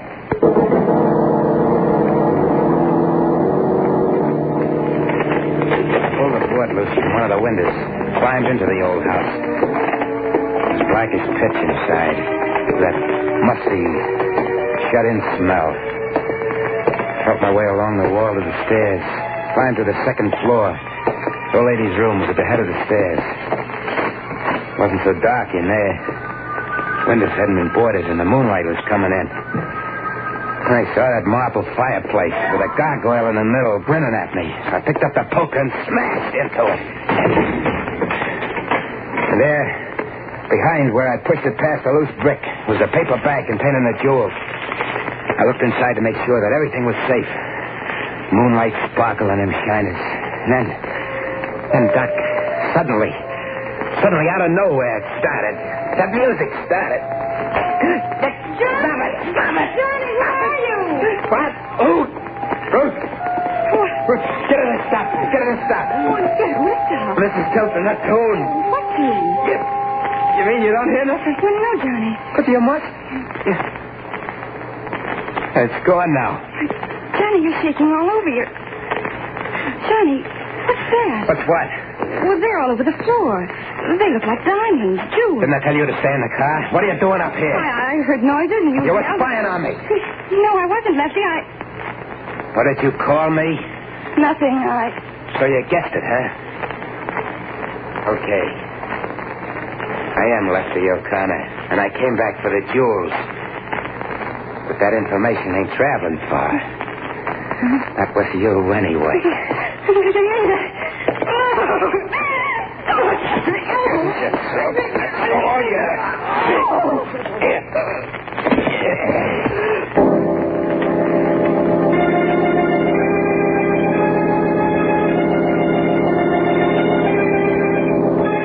I was rattled, Doc. The music did it.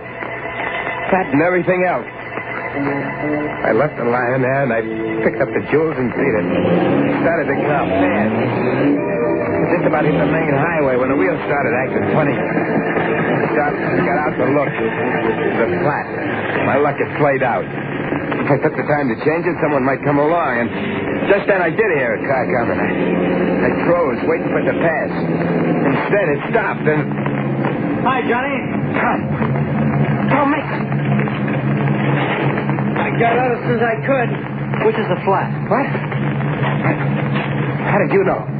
How did I know? Why, you just called me. You told me you couldn't find the tools. I called you? Oh, yeah. Don't you remember? No, I don't. I couldn't have. Of course, it's none of my business, Johnny, but look, you've been acting awful funny. I'm beginning to think maybe you ought to go see a doctor. Someone like Doc Paget that Ruth works for.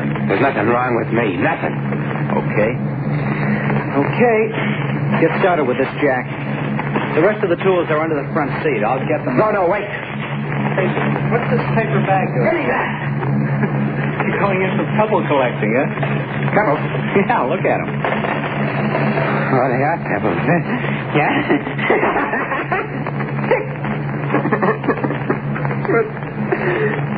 What's happening to me? Oh. I don't know. But I told you don't look well. Hey, where are you going? Hey, wait a minute. I told you that was a borrowed car. Get off that roundabout. I say get off. You're nuts, Johnny. You're nuts. You're crazy.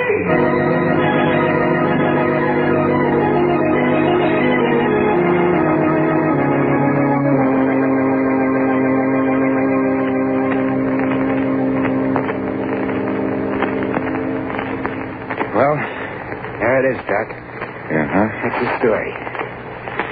I kept hearing what he said. Tom, over and over again. I'm nuts, I'm crazy.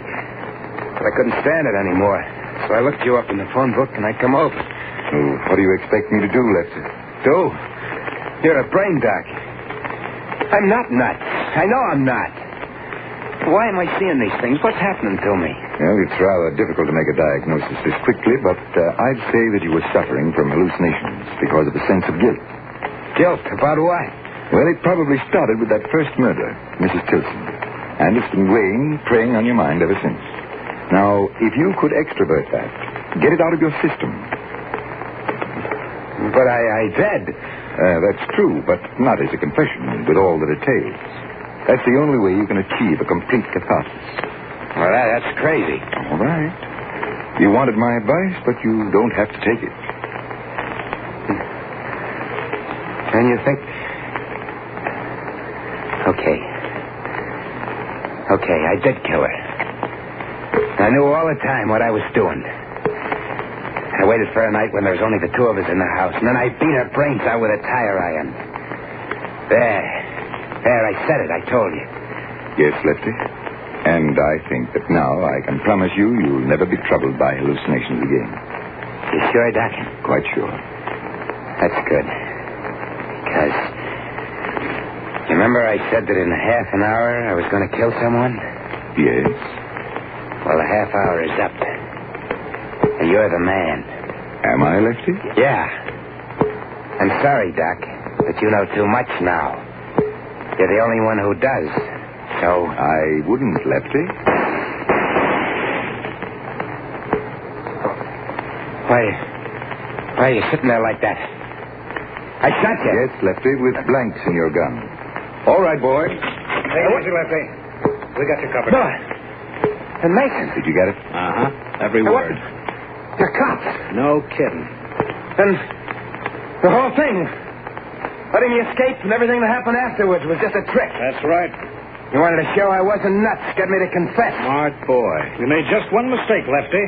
Or rather, Ruth did. Following you into the Tilson mansion. She paid for that with her life. But now you're going to pay. No. Shut up. Yes, Lefty, for that and for the Tilson murder. And my only regret is that rats like you can only burn once.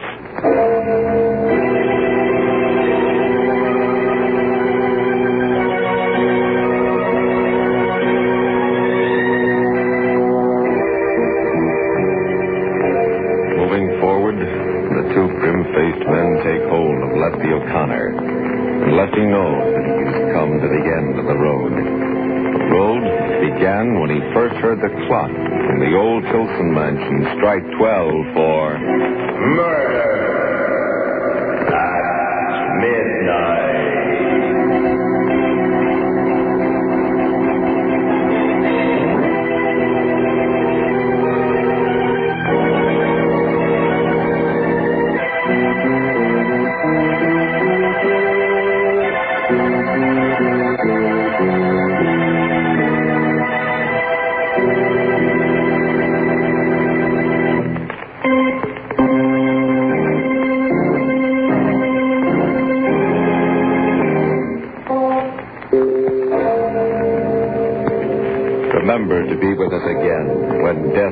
peers out of the darkened windows of deserted houses, and the clocks strike 12 for Murder at midnight.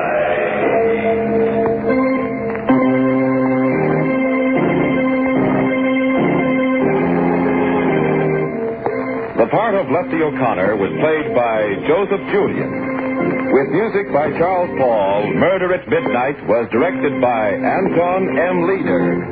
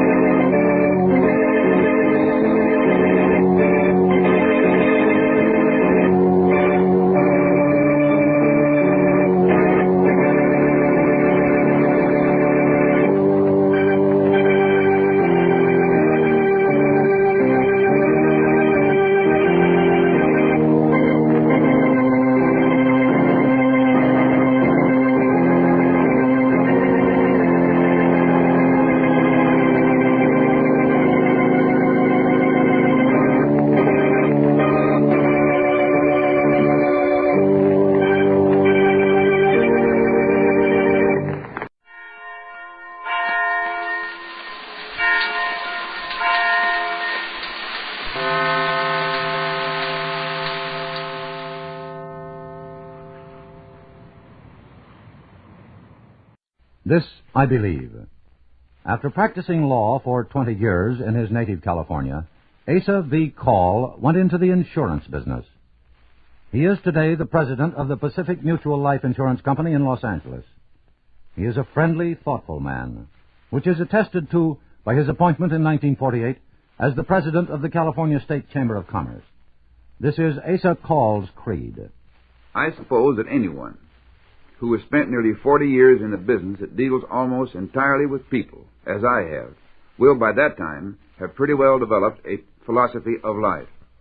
I find, however, that I share the difficulty that others on this program have felt when it comes to putting that philosophy into words that will have meaning to someone else. My beliefs are very close to me, deep within me. I sense them rather than recite them. Although they provide a background for my codes of conduct, still it seems to me they must be much more than that. They are always with me whether I will it or not, or know it or not, and they are as much a part of me when I am alone as when I am with others. I sometimes wonder, however, whether the basic beliefs of most of mankind are not much more nearly the same than many of us realize. It is in the outer manifestations of those beliefs, it seems to me, that we are likely to differ. I believe that most of us are struggling toward the same ultimate goals, no matter by what path or creed we may seek to attain them. Perhaps I can best express it by saying that I believe there are inevitable and eternal higher principles or laws by which all of us, without exception, must live. My beliefs are what I think these truths must be, no matter how inadequately and imperfectly I may have learned them. They do not necessarily have any connection with the changeable laws of nation or state or of man or even of any particular religion. They are the immutable laws of nature or of God, by whatever name or term we may be taught to think of them in the cultures in which we live. I believe that these moral or spiritual laws are just as inexorable as any of the physical or scientific laws. When I attempt to defy them, the results are just as certain. I know what happens when I challenge the purely physical laws. If I touch a hot stove, I know I will be burned. If I walk off a cliff, I know I will fall. I cannot argue my way around them. I can only call on other laws to help me live within the framework of all of them. The vital point, I believe, is what I must do to obey these laws or pay the price. If I burn myself or fall from a cliff, my punishment is not the conscious and deliberate personal vengeance of the gods of those forces against me. the penalty is of my own making. I bring it on myself by violating the inviolable. I believe the spiritual laws, too, can neither be ignored nor repudiated without the payment of the price. Man has struggled throughout the ages to learn those principles and to live by them. I have learned them in terms of the Golden Rule and the Ten Commandments. Each religion has its own counterpart in the form of similar declaration of the rules of human conduct. I believe, in conclusion, that it is of relatively small importance whether I worship in one church or another, in one way or another, or in one tongue or another. The important thing, I believe, is that I strive unceasingly to come closer to an understanding of the eternal principles, so that I may more nearly live by them, for they are inexorable and can never be altered, never be repealed, and never be avoided. That was Asa V. Call, insurance executive, an attorney from the Golden State of California.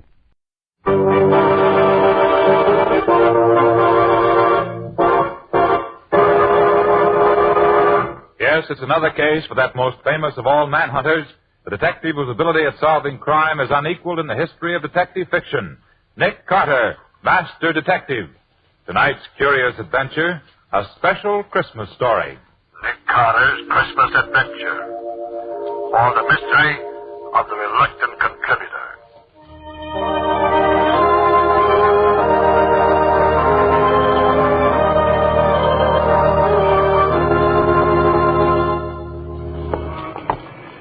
Well, Nick, we've been pretty lucky so far, haven't we? Yes, Gubby, we have. Which is another way of saying that folks are usually willing to contribute to your settlement house Christmas party every year, Nick. You know, Gubby, I was just thinking about this last name on our list. Yeah? Rasper.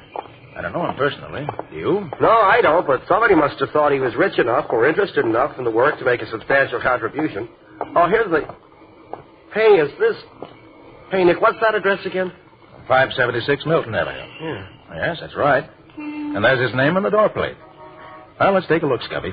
Well, gosh, this doesn't make sense, Nick. A guy with dough doesn't hide away in a place like this. Well, knock on the door anyhow.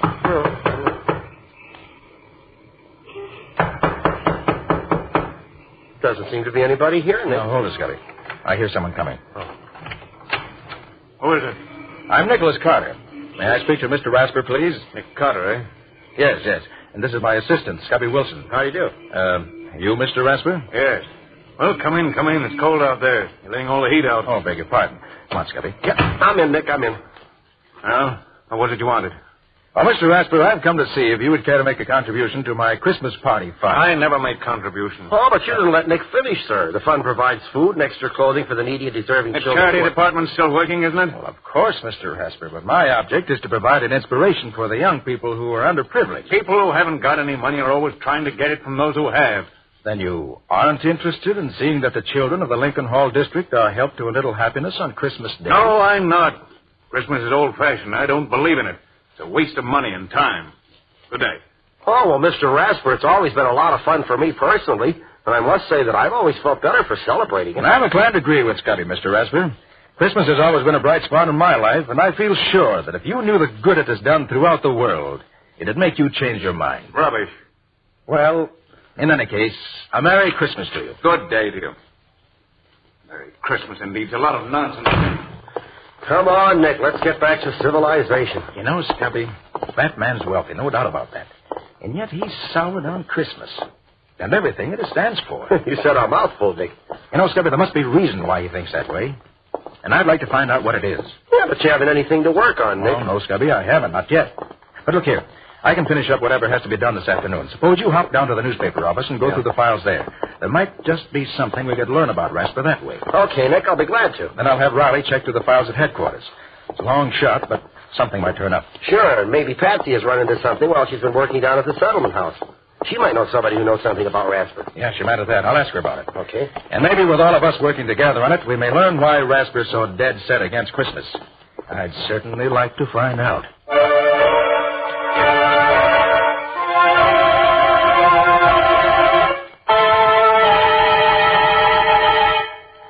Hello, is that you, Nick? Riley talking. I've been through my files here, and I can't find anything charged against a man named Ben Rasper. No, he was licensed to do business with a man named Howard Lowe, but Lowe died some years ago. Otherwise, Rasper's just a successful businessman. That's right. I'll tell you what, though, Nick. There's an old fellow named Fred Anderson who used to be on the forts who knows Rasper. Sure. You can find him at Lincoln Hall, where you're giving the party. Oh, he's the watchman there now. Okay, Nick, that's all right. See you tomorrow.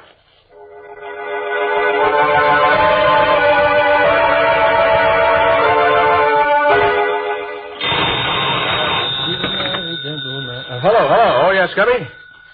Oh, you did, huh? Sports remoter, huh? Well. What was that name again? Chris Baum. Why, yes, I recall. Oh, no, I'll be there in about an hour, so I want to call Patsy first. Right. And thanks, Scubby. Bye.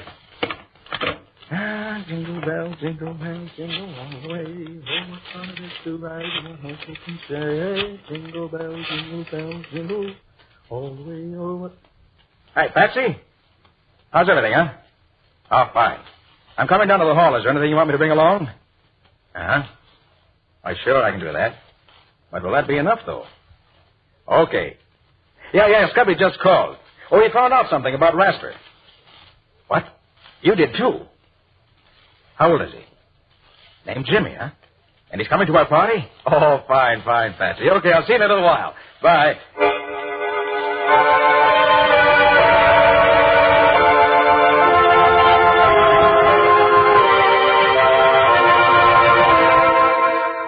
Oh, that's fine. We've collected enough to do this year's party up right. Now let's get organized. Riley, your job will be to get the kids and the needy persons rounded up. Oh, sure, Nick. I'll take care of it. I got your list and the list from the social worker and from the church down there. And there are plenty of others who'll need a lift this year, believe me. I know it, Riley, and I'll depend on you.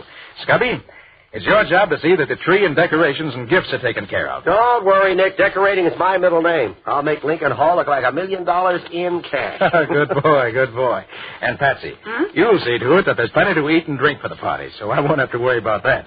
I'll take care of the bills, and you have the letters of credit the stores gave us. You know how to do that. Sure thing, Nick. I've been through it with you often enough before. I ought to know what you want by this time. Well, what are you going to be doing, Nick? Me? Well, Riley, I'm going to do a little detecting. I'm going to look into those tips you, Patsy, and Scubby gave me about those people who know Ben Rasper. And by the time I'm through, I hope to find out why it is that he hates Christmas the way he does. And then, maybe I'll be able to do something about it.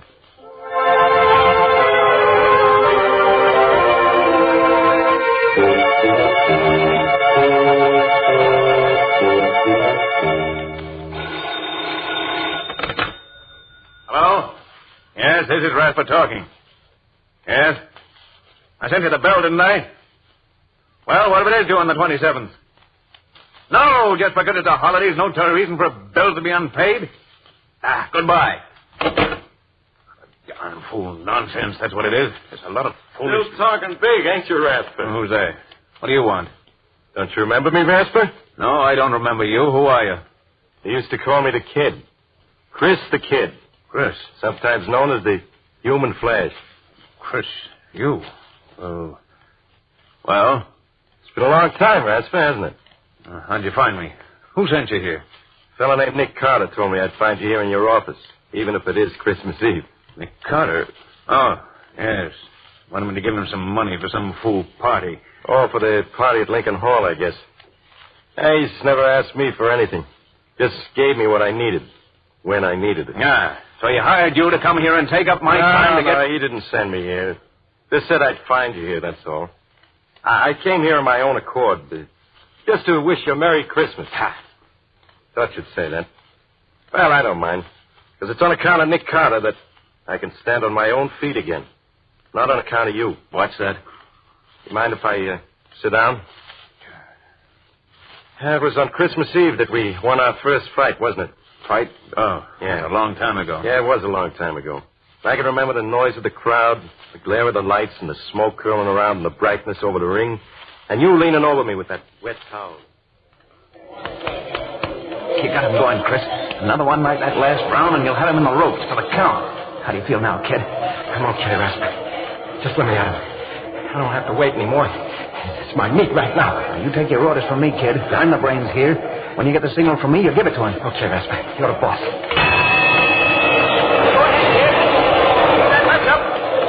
Keep your shoulder high. Keep it up. That's right, kid. That's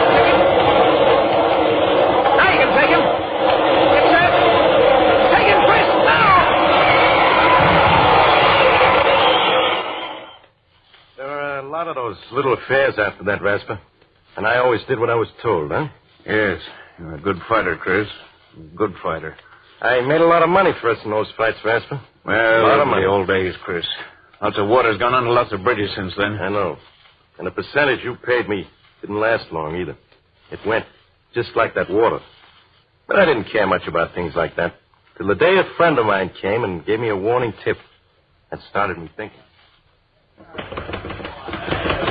Oh, kid, how do you feel? Oh, hello, Rasper. Where you been? I wanted to talk to you. I've been around. What's up? I got a tip today that you're signing up Timmy O'Day. You're going to manage him. Who told you that? Never mind. Is it true? That depends. Depends on what? Look, kid, you're getting slow. O'Day's fresh. He'll be the next champ. If he wins this fight with you tonight, I'm taking him over. If I win tonight? I'm taking O'Day over anyhow. We've been together a long time, kid, and it don't pay to get in too much of a rut. So that's all it means to you, is it? Money. The payoff, huh? What about all the years we've known each other? What about the things we've been through? Why, you know... Don't get yourself all in a sweat, kid. It isn't good for you. You'll get your cut anyway. Don't worry. You'll get your cut. I'll see you later. Rasper, what'll I do? Tell me what to do. I can't see him.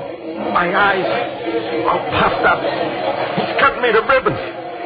Tell me what to do, Rasper. Don't bother me, kid. Use your own judgment. You're on your own, as of now. But, Rasper, you always... You're on your own, kid.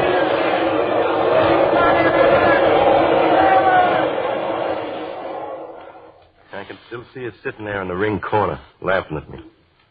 But that was the last thing I saw for a long time. O'Day saw tonight. You must have coached him pretty thorough about my style. And then you really cashed in. Well, I haven't got much myself, but I'm still able to wish you a Merry Christmas, Rasper. Although I don't think you'll ever have one. Chris, I got some things to do, Rasper. Carter asked me to pick up some things for the party at Lincoln Hall tomorrow. We always have a swell time at Carter's Christmas parties. Too bad you can't enjoy anything like that anymore. Well, as I said before, Rasper, Merry Christmas.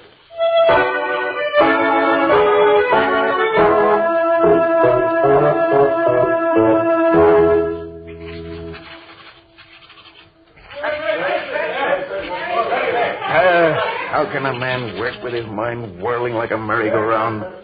Christmas Eve.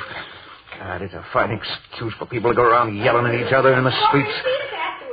Disturbing a man when he wants to get some work done. Oh, I might as well close the office and get some rest. Would have been home by now if the kid, if Chris hadn't taken up so much time. What Chris does for a living now. Wonder if... it's none of my concern. Get home and get some sleep. That's what I need. Who's that?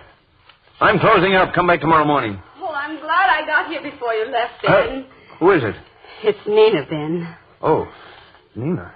I only stopped by to speak to you for a moment. It's getting quite late, and Well, sit down for a moment, Nina. Oh, thank you. Here, let me get your chair. I suppose it's rather bold of me to come after all this time, but Why, no, Nina, no. I'm glad you did. Is there something you want? Oh, no. No, there's nothing you can do for me, Ben. Jimmy and I are doing very nicely. I just wanted to wish you a Merry Christmas. I was in the neighborhood doing some shopping for the party that Mr. Carter's giving at Lincoln Hall tomorrow, and How is he, Nina? Jimmy, I mean. Oh, he's fine, Ben. He's full of life and interested in everything. He has a good head on his shoulders, and he's very handsome, too. Oh, that's fine. Just fine. You're looking a little tired, Ben. Are you feeling well? Oh, yes, of course. I've been working hard, that's all. I don't spend much time at home. Not much reason to. That's the way you wanted it, Ben. Don't you remember? Nina, where are you? Oh, Jimmy, there's Daddy. Now, wait here for Mommy like a good boy, won't you? I'm coming, Ben. I've been keeping your dinner warm for you. I hope you'll... What's the matter, Ben? You look as if That's nothing, Nina, nothing. I'm in a hurry, that's all. Well, you're always in a hurry, aren't you? Never have time for... Where's my dinner? Sit down, Ben. I'll have it for you right away. This plate is hot now. Be careful that you don't burn yourself. I won't. Salt, please. Here you are, dear. Ben, when you've finished, won't you take time enough out of your business to help me get the tree decorated? I know Jimmy's too young to know much about it, but I'd love to have his Christmas all ready for him in the morning. Look, I'll put him to sleep right away, and then we can start. See, I have some holly and mistletoe for the fireplace, and some... I won't have time for that, Nina. But, Ben, it's Christmas Eve. Surely you I have to get back to the office. I'm putting on a championship match for a day in January, and the things have gone haywire. Something that can't wait till tomorrow. I have to get it organized right away, that's all. Ben, this is Christmas Eve. Tomorrow will be Jimmy's first Christmas. Doesn't that mean anything to you? You and Jimmy celebrate Christmas any way you want to, Nina. I have something more important to do. Business is more important than sentiment. You certainly can see that. Yes, Ben. I can see that. I've been seeing it more and more during the last few years. I thought that when Jimmy came, maybe you would... No, I was wrong, wasn't I, Ben? You'd even let your love for business break up our home. Break up our... Oh, don't be melodramatic, Nina. I'm not being melodramatic, Ben. I'm trying to be very calm and quiet about it. I've had a lot of time to think when I've sat alone here night after night. And those days on end when you've been away attending to your business. And what has come out of all this thinking you've done? Just this, Ben. I'm not going on any longer. Either you belong to your family, or your family will get along without you. I have to rush, Nina. Good night. Good night, Ben. It's goodbye. Jimmy and I are leaving tonight. Look, I haven't time to talk about it with you now, Lena. By the way, this will probably take most of the night. Good night. Goodbye, Ben, and Merry Christmas.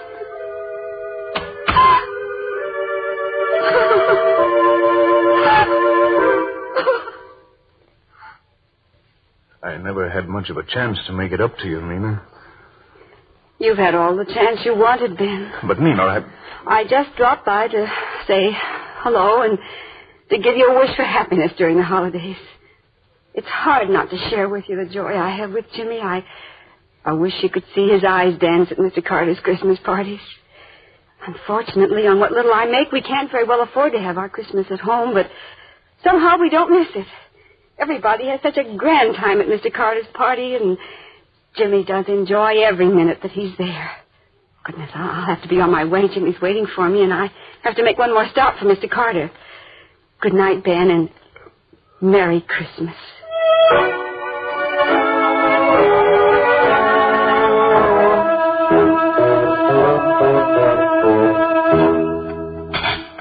This stuff doesn't taste like anything. Nothing at all. I can't understand what's got into me. It's good food, fixed the same as it always is. It just doesn't taste right, that's all.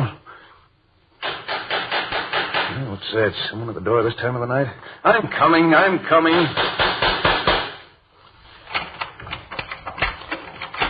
Hello, Ben. It's Fred Anderson. Glad I found you at home. I'm always at home this time of night. Yes, I suppose you are, Ben. Can I come in? Of course. I brought your package, Ben. Nick Carter sent me around with it. Said you'd probably be here alone tomorrow and he'd like you to have it. Carter? What's Carter sending me? You might open it and see, Ben. I'm no mind reader. Can't see any reason why Carter would want to... Bottle of port wine. Let me see the card. Merry Christmas from Nick Carter. What's the idea? You know anything about this, Fred? No, but Nick Carter's a funny duck. There's lots of things people don't expect him to. Why, I don't even know the man. Only saw him once, and then... You want a glass of this wine, Fred?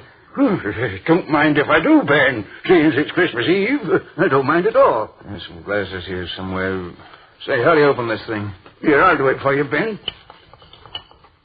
Yeah, that does it. Now, go ahead, you open it. Yes? Oh, yes, all right. Well, there, you ain't you drinking with me, Ben? Huh? Oh. Yes, I will. That's the ticket. Well, here's Merry Christmas for you, Ben. Yes, Merry Christmas. Well, how have you been keeping yourself, Fred? Oh, I've been sort of working around Lincoln Hall since I was retired from the force. I see. You know, while I was coming here tonight, I was thinking about those old days when I walked the beat. Funny, most folks call them the good old days, but I don't. You did all right in those times, didn't you? Oh, sure, I got along. I was just thinking about the different attitudes folks have nowadays toward being given a hand. They appreciate it more, it seems to me. Charity's still charity, Fred. That hasn't changed. Guess it's all in the point of view, Ben. I guess you haven't changed with the times. That night I met you near the bridge. I was sure you were going to see that you were headed in the wrong direction and wake up in time. Huh? Remember that night, Ben? It was Christmas Eve. You'd just come from the arena. They'd handed you your walking papers because you'd let them down cold. Oh, Merry Christmas, officer. Oh, Merry Christmas to you, sir. Well, what you doing out on a night like this, Ben? I thought you'd be up at the arena getting the New Year's fights lined up. What? Oh, it's you, Anderson. No, I'm not at the arena anymore. That's so. What happened? They decided tonight they'd rather have Davis take over my job. Fine Christmas present that is. Well, that's tough news, Ben. What you going to do now? I don't know. I can't seem to think straight. Oh, that's a crazy way for a man like you to talk. On a Christmas Eve, too? Christmas Eve. That's never been anything but a jinx to me. First I get stuck with that no-good fighter all day. Then Nina leaves me and takes my son with her. And now the arena throws me out. Well, maybe you better stop and find out what it is you're doing wrong, Ben. Maybe you're the one that's to blame, not Christmas Eve. They all take advantage of me. I made all the money I could for them, but I'm not going to do it anymore. Oh, take it easy, Ben. Take it easy. You better go home and think it over. I have thought it over, Fred, and I know what the answer is. I'm going to make money for myself and nobody else. I'll show these people. I'll make so much money they'll come crawling to me on their knees. I won't have to ask for anybody's sympathy. You don't pay to think like that, Ben. You'll regret it. Now, look. I know that Bill Boynton, who runs the shoe store down on Elm Street, is looking for a man to buy in with him. Why don't Me work in a shoe store? Not in your life, Fred. I'm going after the big money. Big money. That's the only thing people understand, and I'm going to get it. Well, now you've got it, Ben. You're one of the richest men in town. And what's it got you? Why, I don't know. Ben, it's too bad you don't get around and see what nice people there are in the world. People like this Carter fella, for instance. Does a man good to know people like him. Makes you feel there really is a Santa Claus, to see him bring the smiles to the kids' faces at those parties he gives down at Lincoln Hall. Well, I'll be getting back there now, Ben. I've got a big day tomorrow. I'm not as young as I used to be. Well, Merry Christmas to you, Ben. I'll tell Nina I saw you. She'll be at the party tomorrow with young Jimmy. Good night, Ben.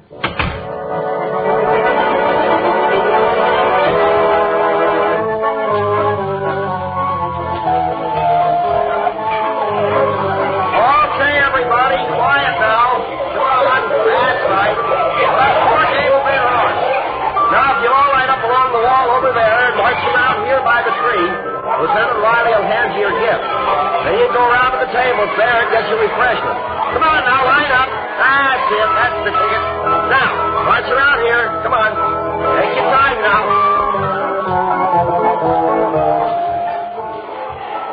Well, Patsy, how's it going? Oh, Nick, it's wonderful. They're having a grand time. Oh, that's fine, Patsy. Hey, Patsy, look.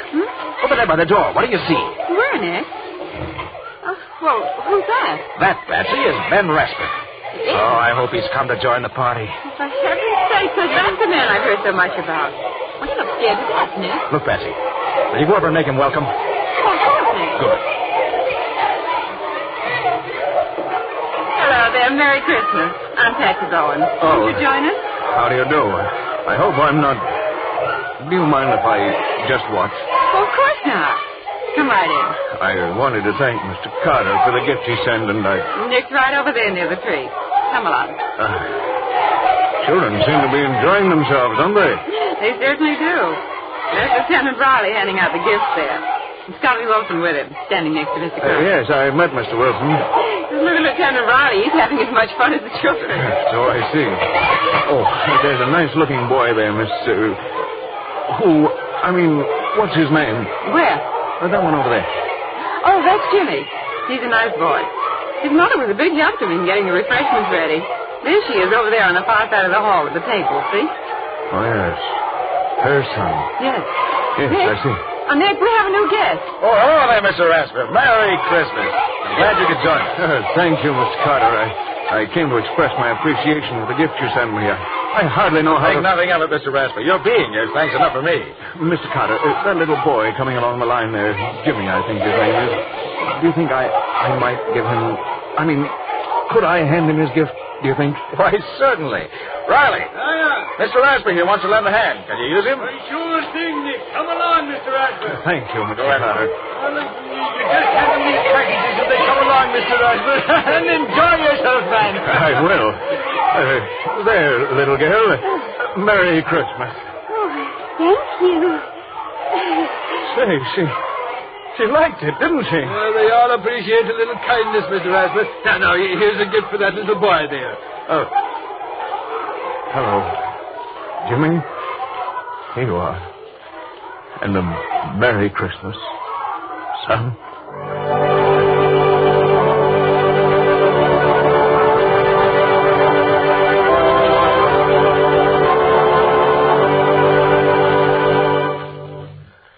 Oh, well, that was the day for you.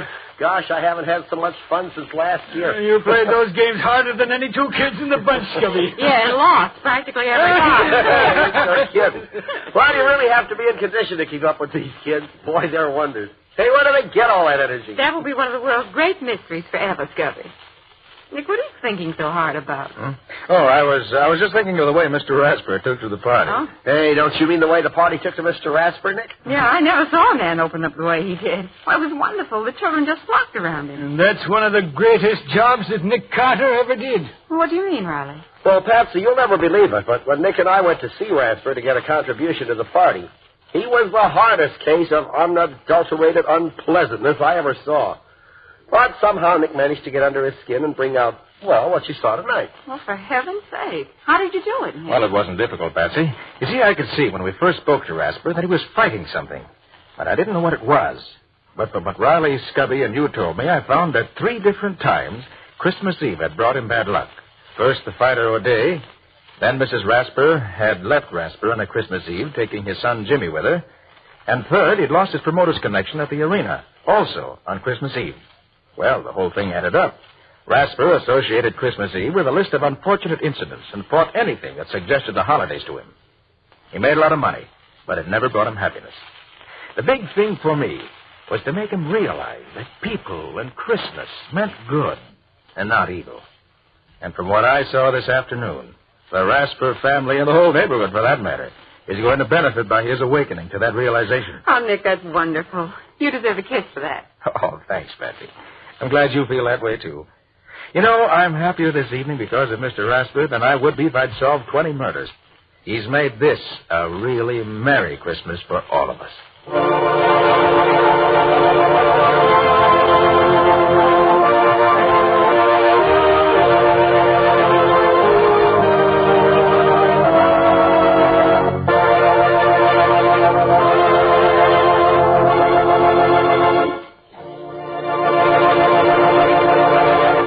This has been another of the strange adventures of Nick Carter, Master Detective, which are brought to you regularly at this time by WOR Mutual. What's your story going to be about next time, Nick? It's a little different from the usual story, because it started out with Nick himself being the victim of a holdup. Yes, and the man who held me up turned out to be innocent after all. Sounds a trifle complicated to me. It was. Complicated, but interesting. And it gave me plenty of trouble before I found the solution. Including a sore throat that almost finished Nick Carter. A sore throat? Why should that be dangerous? Because it was the kind that you get from a rope around your neck. Hey, wait a minute. You mean... All the rest of the story you get 2 weeks from tonight, not now. So long, everybody. So long. So long, both of you. In the strange adventure you have just heard, Nick Carter was impersonated by Lon Clark, Patsy by Helen Choate, and Scubby by John Kane. The story was written for Nick Carter by Humphrey Davis. Original music was played by Lou White. The entire production was under the direction of Jock McGregor.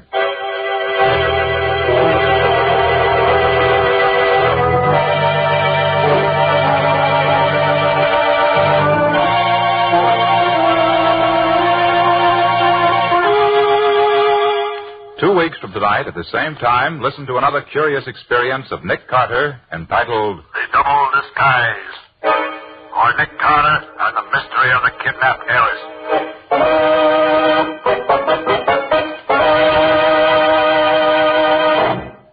This story is a copyrighted feature of Street and Smith Publications, Incorporated. The Return of Nick Carter is produced in the studios of WOR and is broadcast over most of these stations Monday evenings at 9:30 Eastern Wartime. This is Mutual.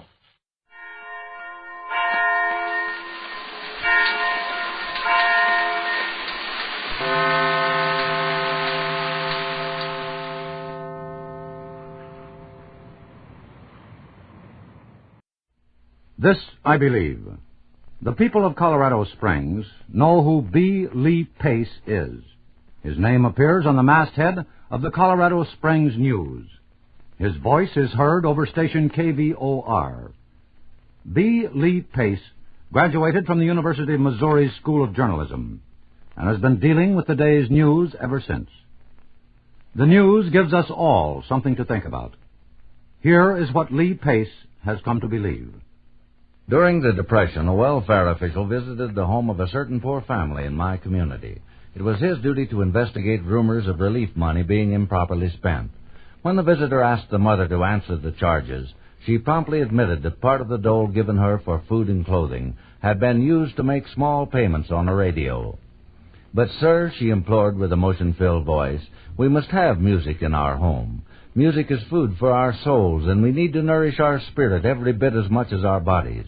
The world today is very sad. Times are terrible. We cannot live without hope and courage. Take away our wonderful music, its beauty, its inspiration, and you take away everything. There would be nothing left." I do not know how the welfare worker made his official report, but I do know he understood this poor woman's philosophy, and I also know the music company never had to reclaim that radio. I believe in things like that. I believe in the necessity for great music and other magnificent beauty, whether it be in the art of masterpieces, the expression of a mother's love, or even in things much simpler. Of stuff like this are faith and courage made.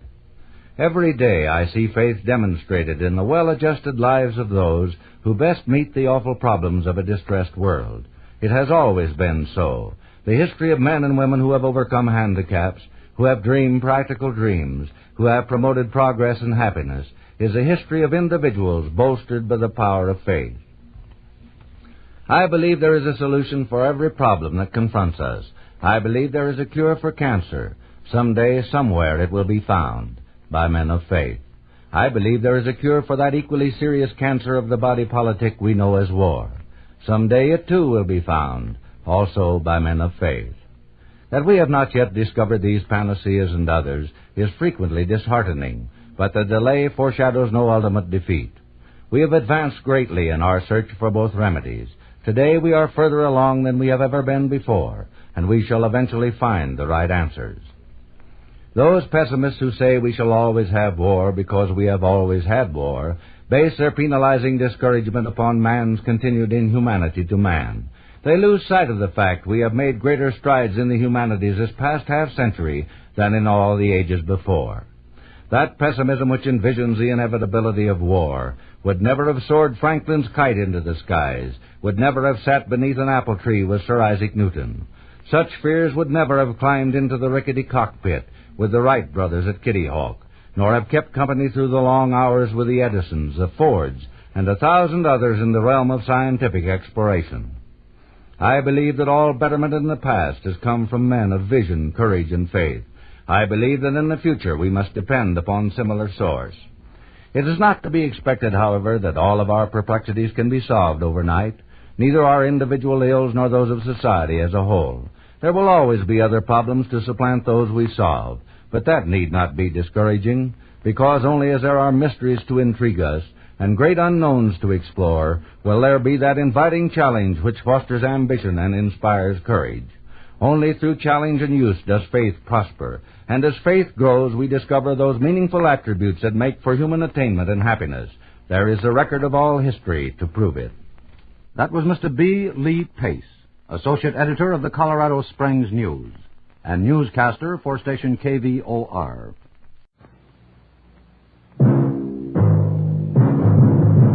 Tonight's Beat.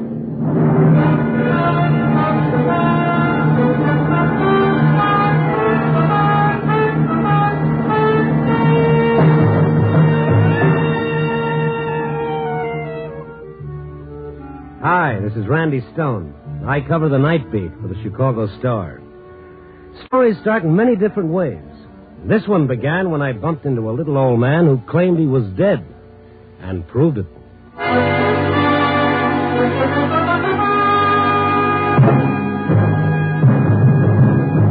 Night Beat, starring Frank Lovejoy as Randy Stone.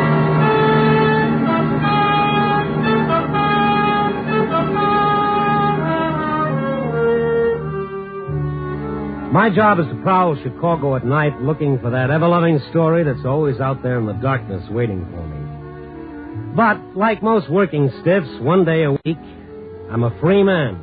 And this was that day. It was one of those hot spring days that come at you out of nowhere. Hot like only Chicago and one other place can get. I woke up late in the afternoon and went outside for a breath of humidity. I opened my collar and rolled up my sleeves. Man, it was sizzling. There was a little park ahead. I was just going to stretch out on the grass when I saw him. My first thought was, pass the salt tablets quick, the sun's got me and I'm seeing things. But no, he was real, all right. Sitting on a park bench on this boiling day, a fat old guy in a heavy overcoat with muffler, galoshes, and gloves. I went over to him. He looked up and smiled. Good afternoon to you. Good afternoon. Sit down. Sit down. You look tired. Thank you, yeah. Nothing is worth getting tired for. Man is here for such a little while. Yeah. Look, forgive me for bringing this up, but I think it's only fair to tell you, at this moment, the temperature in this city is pretty close to 100 degrees. Oh, is that so? Yeah. For 2 cents, I'd trade everything I'm wearing for one heart shafter and Mark's fig leaf. You are lucky, young man, to feel the good sun. Yes, that is something fine. As for me, I am chilled to the bone. In that overcoat and that muffler? Yes. How could any living thing be cold on a day like this? I suppose that is just it. What? I'm not a living thing. No, I'm afraid I'm quite dead. I think I'll walk around a bit. Goodbye. Say. I suppose I'm just inquisitive, but you see, that's my business. I'm a newspaper man. Oh, yes. An honorable profession. Oh, thank you. Why do you think you're dead? Think? So you don't believe me either? Yeah, it's silly, isn't it? When did you die? The funeral was last week. A very nice funeral. I regret only that there were no plumed horses. Plumed horses?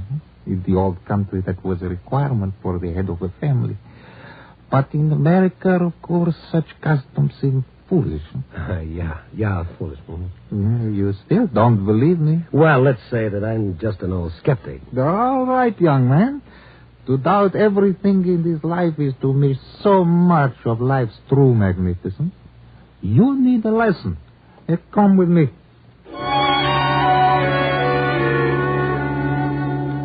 So I went with him, this strange man so comfortable in an overcoat on this oppressive day. We stopped at the first large office building and went into the lobby. The old man took me to the directory on the wall. Can you find the name of a doctor? A doctor? Why do you want a doctor? You will see. Yes. There's a Dr. E.M. Herrick, suite 706. Is he good? I don't know. He's the only one listed. He doesn't have to be too good. Come on.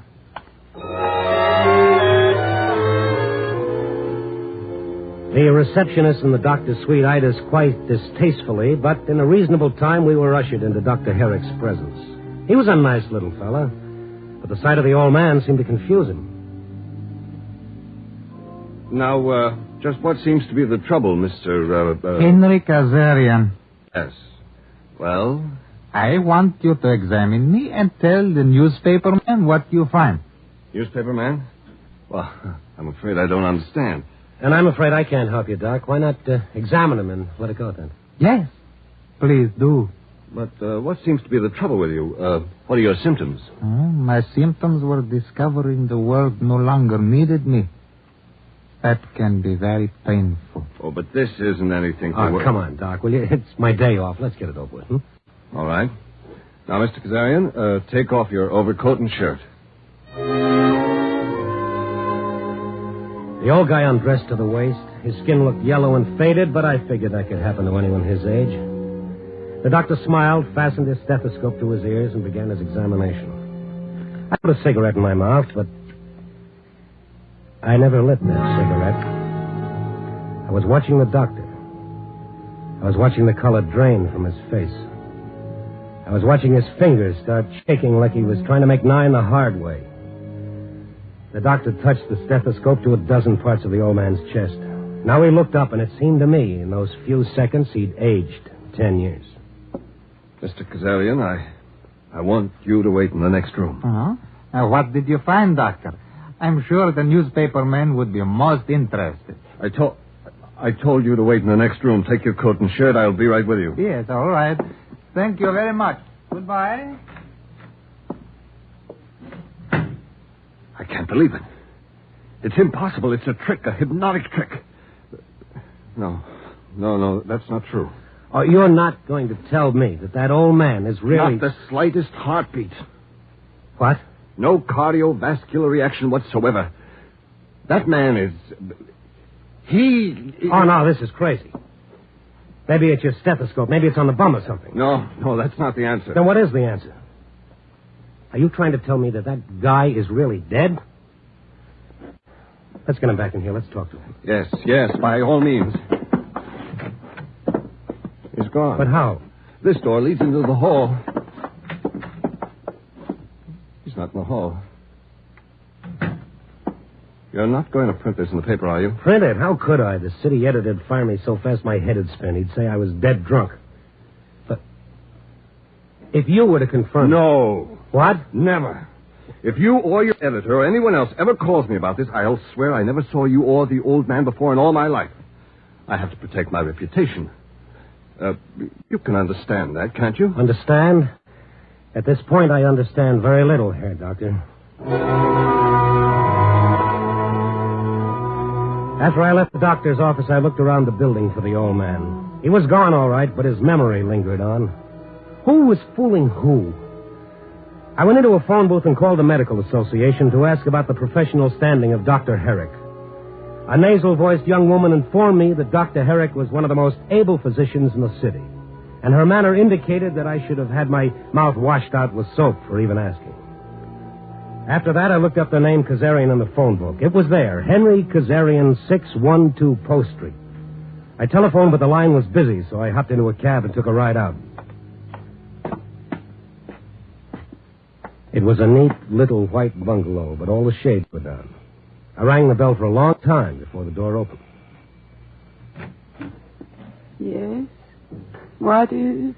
I'd like to talk to Henry Kazarian. Who? Henry Kazarian.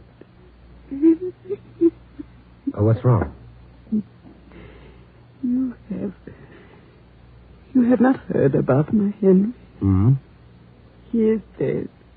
But, lady... We buried him 2 days ago. But that can't be. Oh, I can't believe it myself. It seemed like I suddenly wake up and there would be Henry saying, "All right, Mama, get up. Get up, you're lazy enough for 3 wives." He was buried 2 days ago? Yeah, from Carell's Temple of Rest. A very wonderful service. All that was lacking was the plumed horses. The plumed horses? Papa, he would have been so mad if he knew there was no plumed horses. Yes, he certainly was. Yeah. I mean that, Mrs. Kazarian, I'd like to talk to you. May we go inside? No, but we are in mourning. If you want to know about the funeral, talk to Mr. Carell.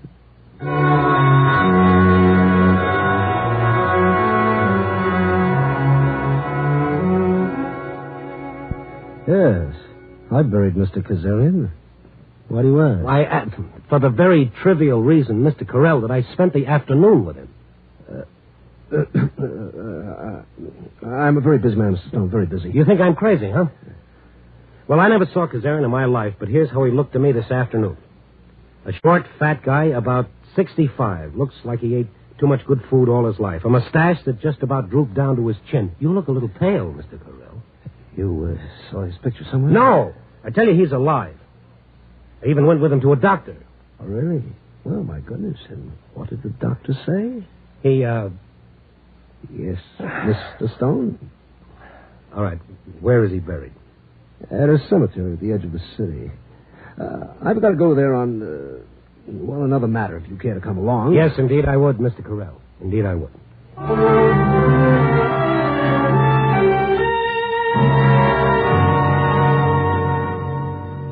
Right here, Mr. Stone, this mound. You see, the earth is very fresh and the flowers have hardly wilted. But listen, Mr. Carell, it can't be him. Mr. Stone, the only reason I'm doing this is to avoid any stupid, sensational publicity. Carell's Temple of Rest is one of the most highly respected. Yes, and Dr. Herrick is one of the most highly respected doctors, and Mrs. Kazarian is a grieving widow. There's got to be a logical answer to this. There's just got to be.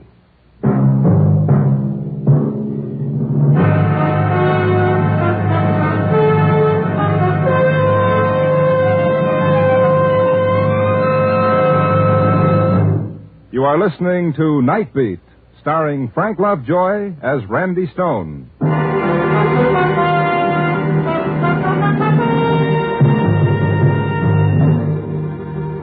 When the undertaker brought me back to town, I called an insurance clearinghouse to find out if anyone had cashed in a policy on Mr. Kazarian. No, Mr. Kazarian didn't carry any insurance, so that wasn't the answer. I was beginning to get a little panicky. It was after 6 o'clock and I wasn't a bit hungry.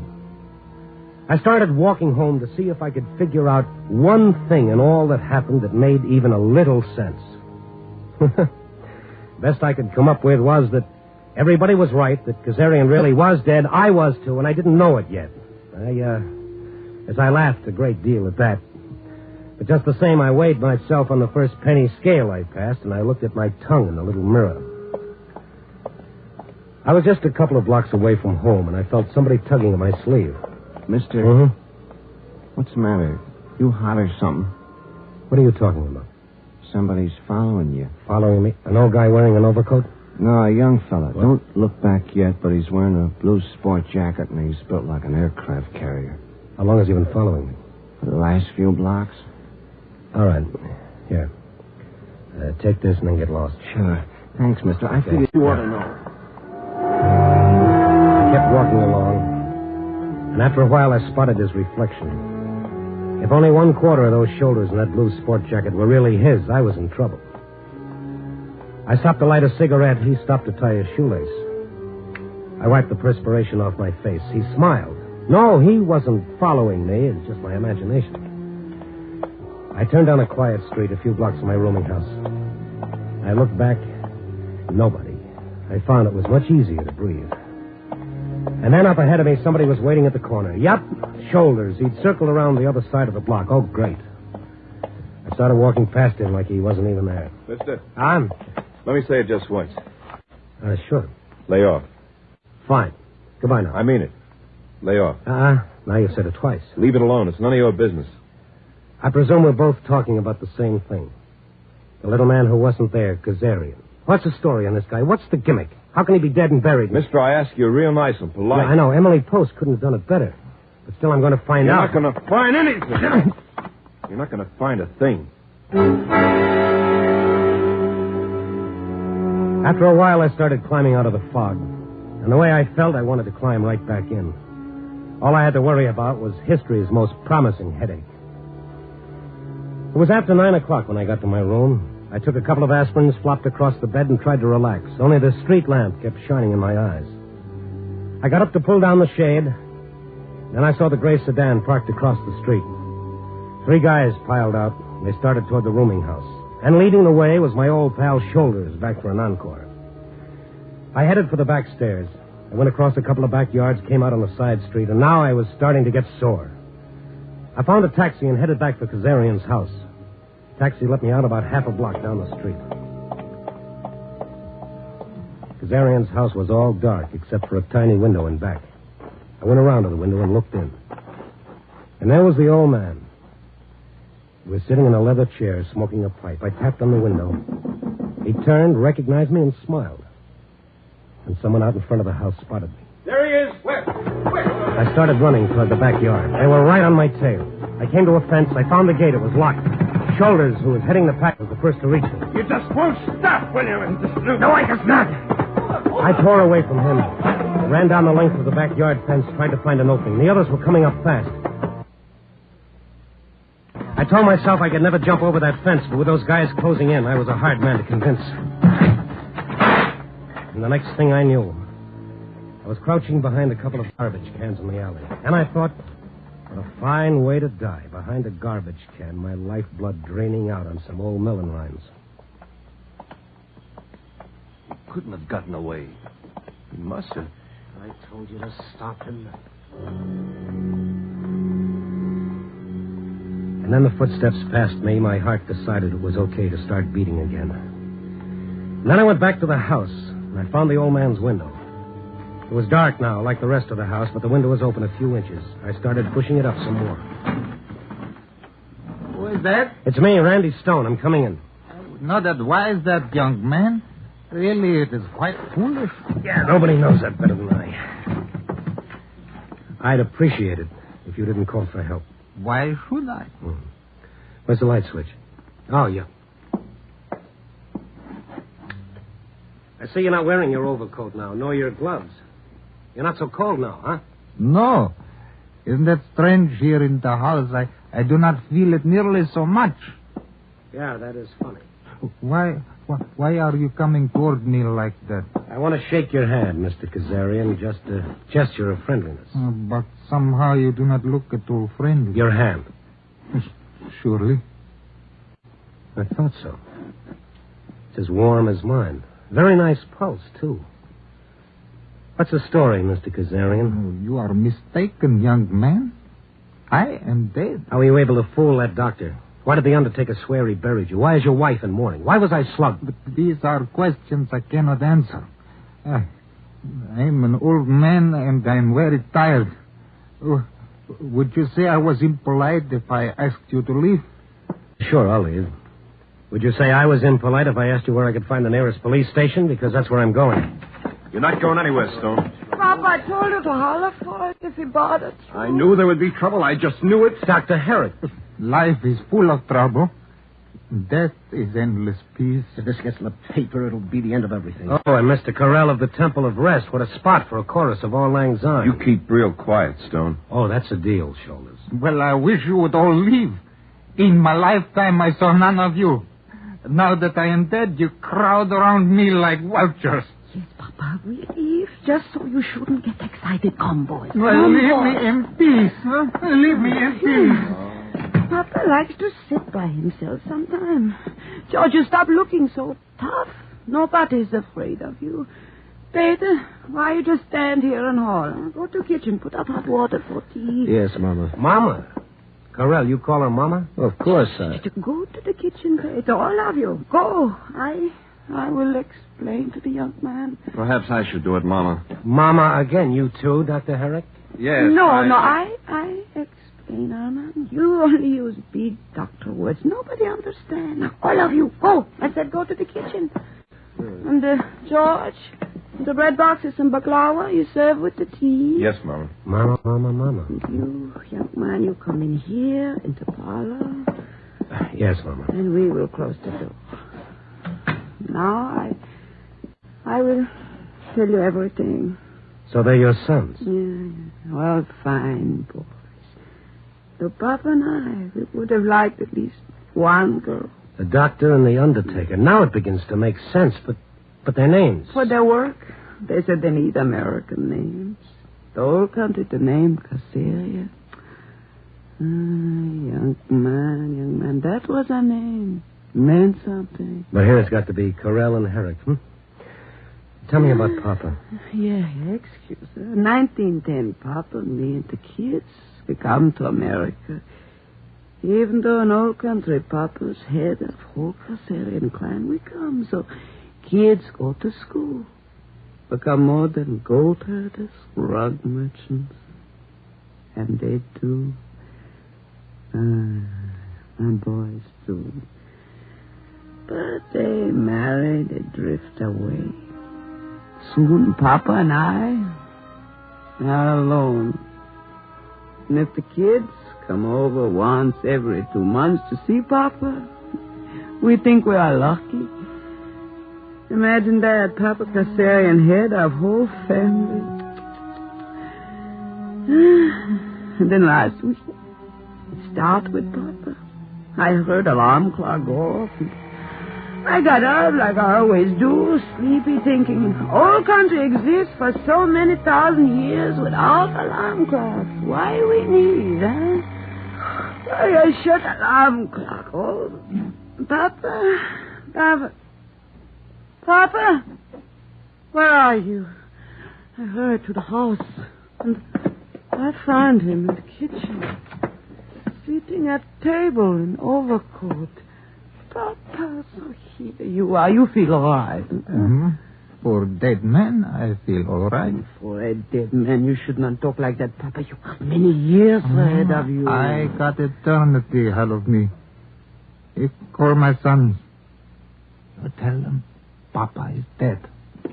You feel sick, huh? I call Arman. He's a fine doctor. Oh, woman, listen to me. I am not sick. I am dead. Do not call Armand the fine doctor. Call my son Peter the fine undertaker. Do as I say. Tell them Papa is dead.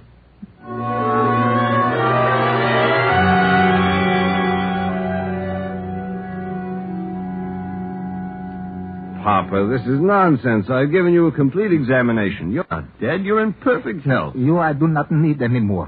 Peter, you give me a good funeral. I want plumed horses. Papa, don't talk like that. You don't need any funeral. What am I to do? Just sit here? A dead man? Oh, you see, boys, you see how it is, eh? Sometimes happens in a man of his age. Might be only temporary. I think we should put him in a sanitarium. No! Huh? Are you forgetting who Papa is, the head of whole family? Mama, in his present condition. All through the old country, here in America, everywhere, Dr. Kassarians, he's the head. Oh, just think what happened if they heard Papa had gone crazy. We could keep it quiet, Mama. No. News get out somewhere. It would be the end of everything. But, Mama... wait, Mama's right. I've been thinking of something else. Yes? What about us, you and me? We've got our careers to think of. But I told you, these things are only temporary. All the more reason for not putting Papa away. If it's only temporary, then why can't we care for him here? Well, I suppose we could. Papa? Where are you going? Where can a dead man go? To walk the street? Don't let him out. Hubert, do something, Mama. Papa, I don't think you'd better go out. After all, maybe you really are dead, like you say. And in that case... Papa, I'll give you a wonderful funeral. You'll see the best in town. With plumed horses? Yes, Papa, plumed horses, if you'll only do what we tell you. And stay in the house.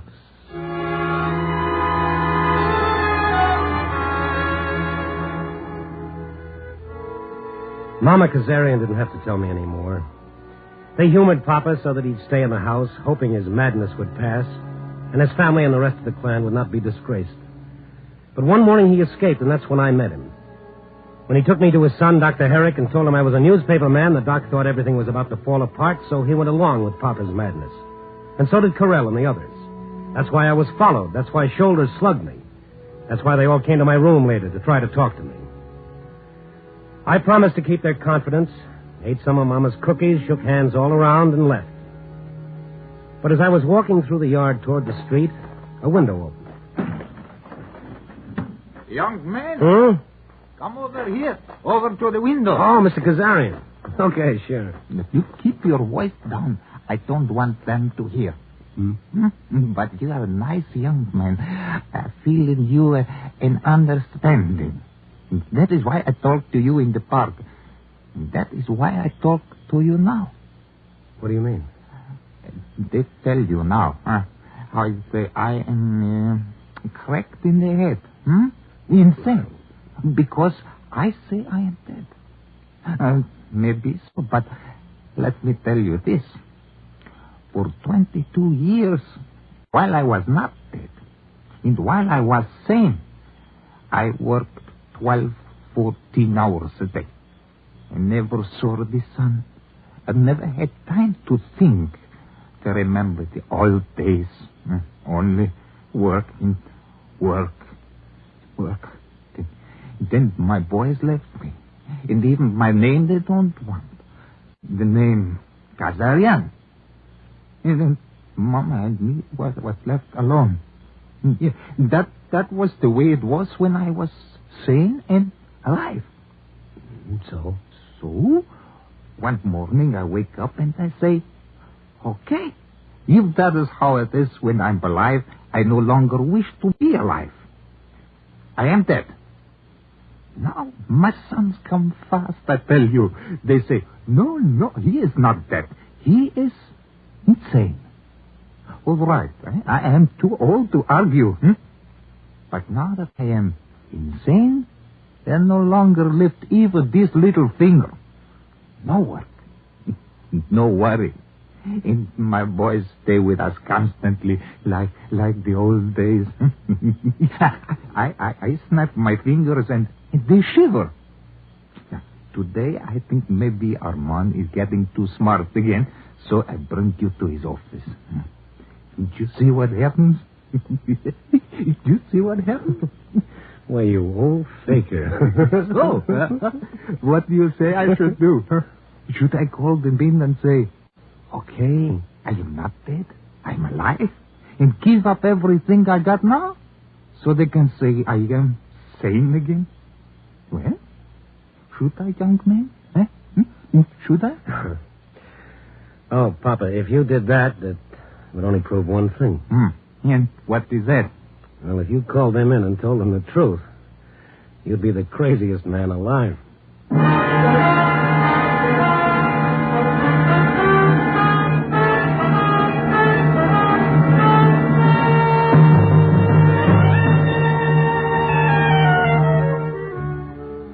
All this and a moral, too, huh? All right, I'll give you a moral. All Papa Kazarian wanted was not to be left out in the cold. I guess maybe that's just about what all of us want. To be needed by somebody, to be loved by somebody. And why not? Is that such a big deal? In all this cockeyed, crazy world, what else do any of us ever really have? Except each other. Copy boy... Oh, no, what am I saying? Copy boy. This was my day off. Remember?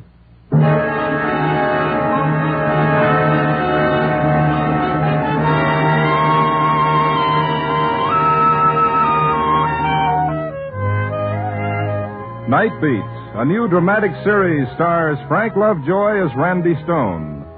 Night Beat is written and edited by Larry Marcus and directed by Warren Lewis. Music is by Frank Worth.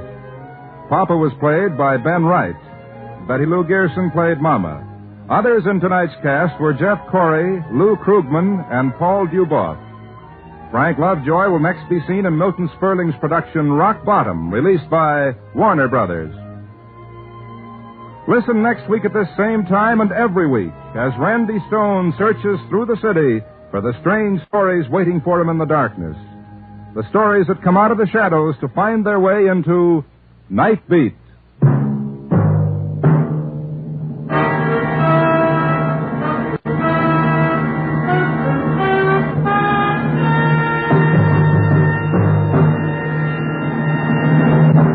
March is Red Cross Month. One of the most important of the many services performed by the Red Cross is its aid to our armed forces. In this country and overseas, in military hospitals, Red Cross workers, aided by thousands of volunteers, play an increasingly vital part in meeting the needs of the patient. Remember, your contribution to the Red Cross will help the men in whose hands our nation's security may rest. So...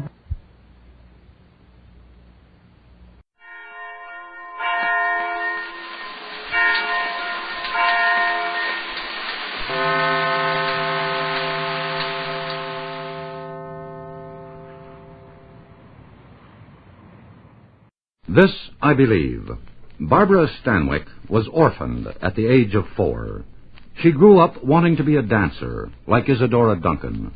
At 13, she got a job dancing in a chorus line. And not too long after, she was discovered by Broadway, and later Hollywood. Since then, it has been the familiar tale of stardom, with the variations which her intense and distinctive personality induces.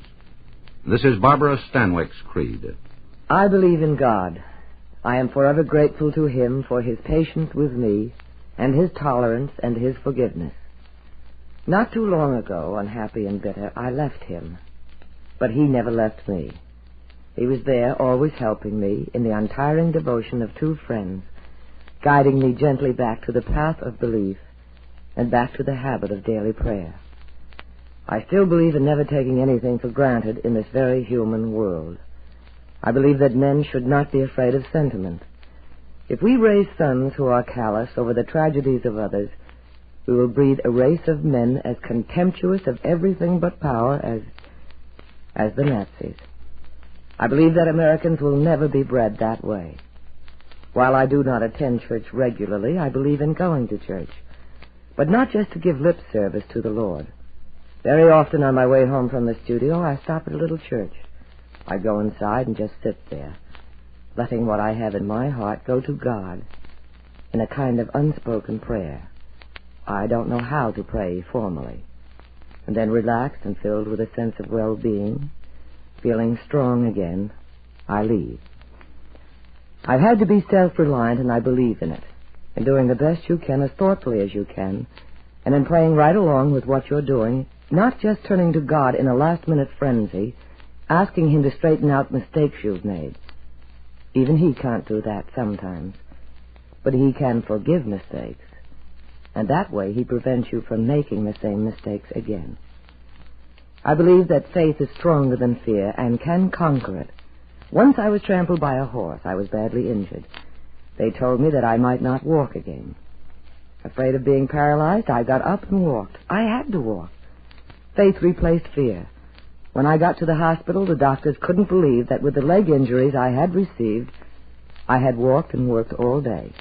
Months of treatment followed, of course, but walk I did. And dance. I knew I would. I believe that my greatest blessing is to have had enough talent to have vindicated my opportunities, and I'm grateful that through these opportunities I gained the wherewithal to do for others. I'm always aware of that blessing. I used to ask myself, I have so many blessings. Why can't I be happy all the time? And one day the answer came to me. I was asking too much. Someone very wise once said that happiness and sorrow are inseparable, that you cannot feel nor understand one emotion without having known the other. I don't believe that people want to be bad or hurt others. Most of the time when people have been hurt badly themselves, they lash out at everyone else. We don't have his kind of forgiveness, and it's very difficult to learn to turn the other cheek. I have not learned this as well as I should, nor as well as I want to, but I am trying. I do believe that this is a lesson I must learn, so I may become a better person, and as I learn my lessons, I may be able to help someone else as I have been helped.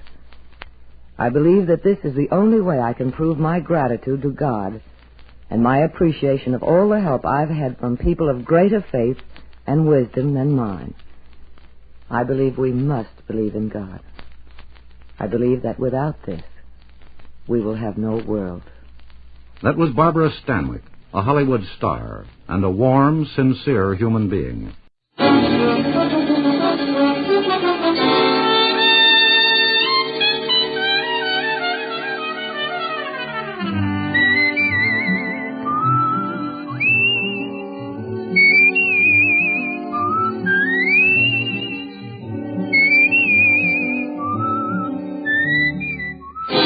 Here's Dick Powell as Richard Diamond, private detective.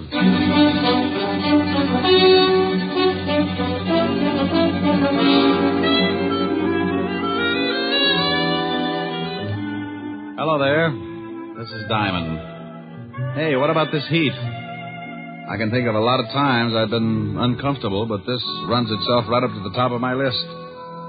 But the only thing good I can say about it, get your laundry dry in a hurry. I usually wash a few things out in my office because the soap's free. Come to think of it, I was scrubbing a pile of things the day we had that big wind. 97 degrees in New York, and we get a tornado to cool us off. I had so much dust in my office, I could have supplied mud pies to the whole neighborhood. And after it was all over, the cigarette ad on Broadway was blowing smoke rings through the trap door of one of my scattered longies. The waves in Long Island Sound were so rough, A friend of mine capsized, and when he came up, he found 3 terrified herring hiding in his nose. Oh, it was swell. One minute it was so hot you couldn't move, and the next, the 58-mile-an-hour wind was doing the moving for you. Then to top it off, I got mixed up in one of the grisliest cases I'd ever worked on. It all started one evening. The car was moving down a lonely road, 2 people in it. In a couple of minutes, one of them would be pretty dead. What are you stopping for? What are you doing? Let me go. Get your hands off me. No, help! Please, please.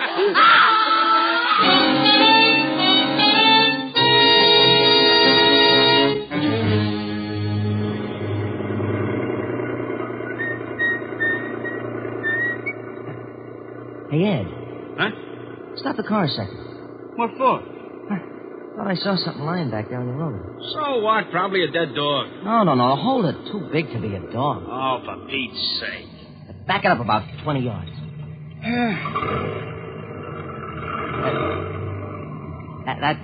That's good. Okay, where is he? Right over there. Yeah. Hey, come on. Hey?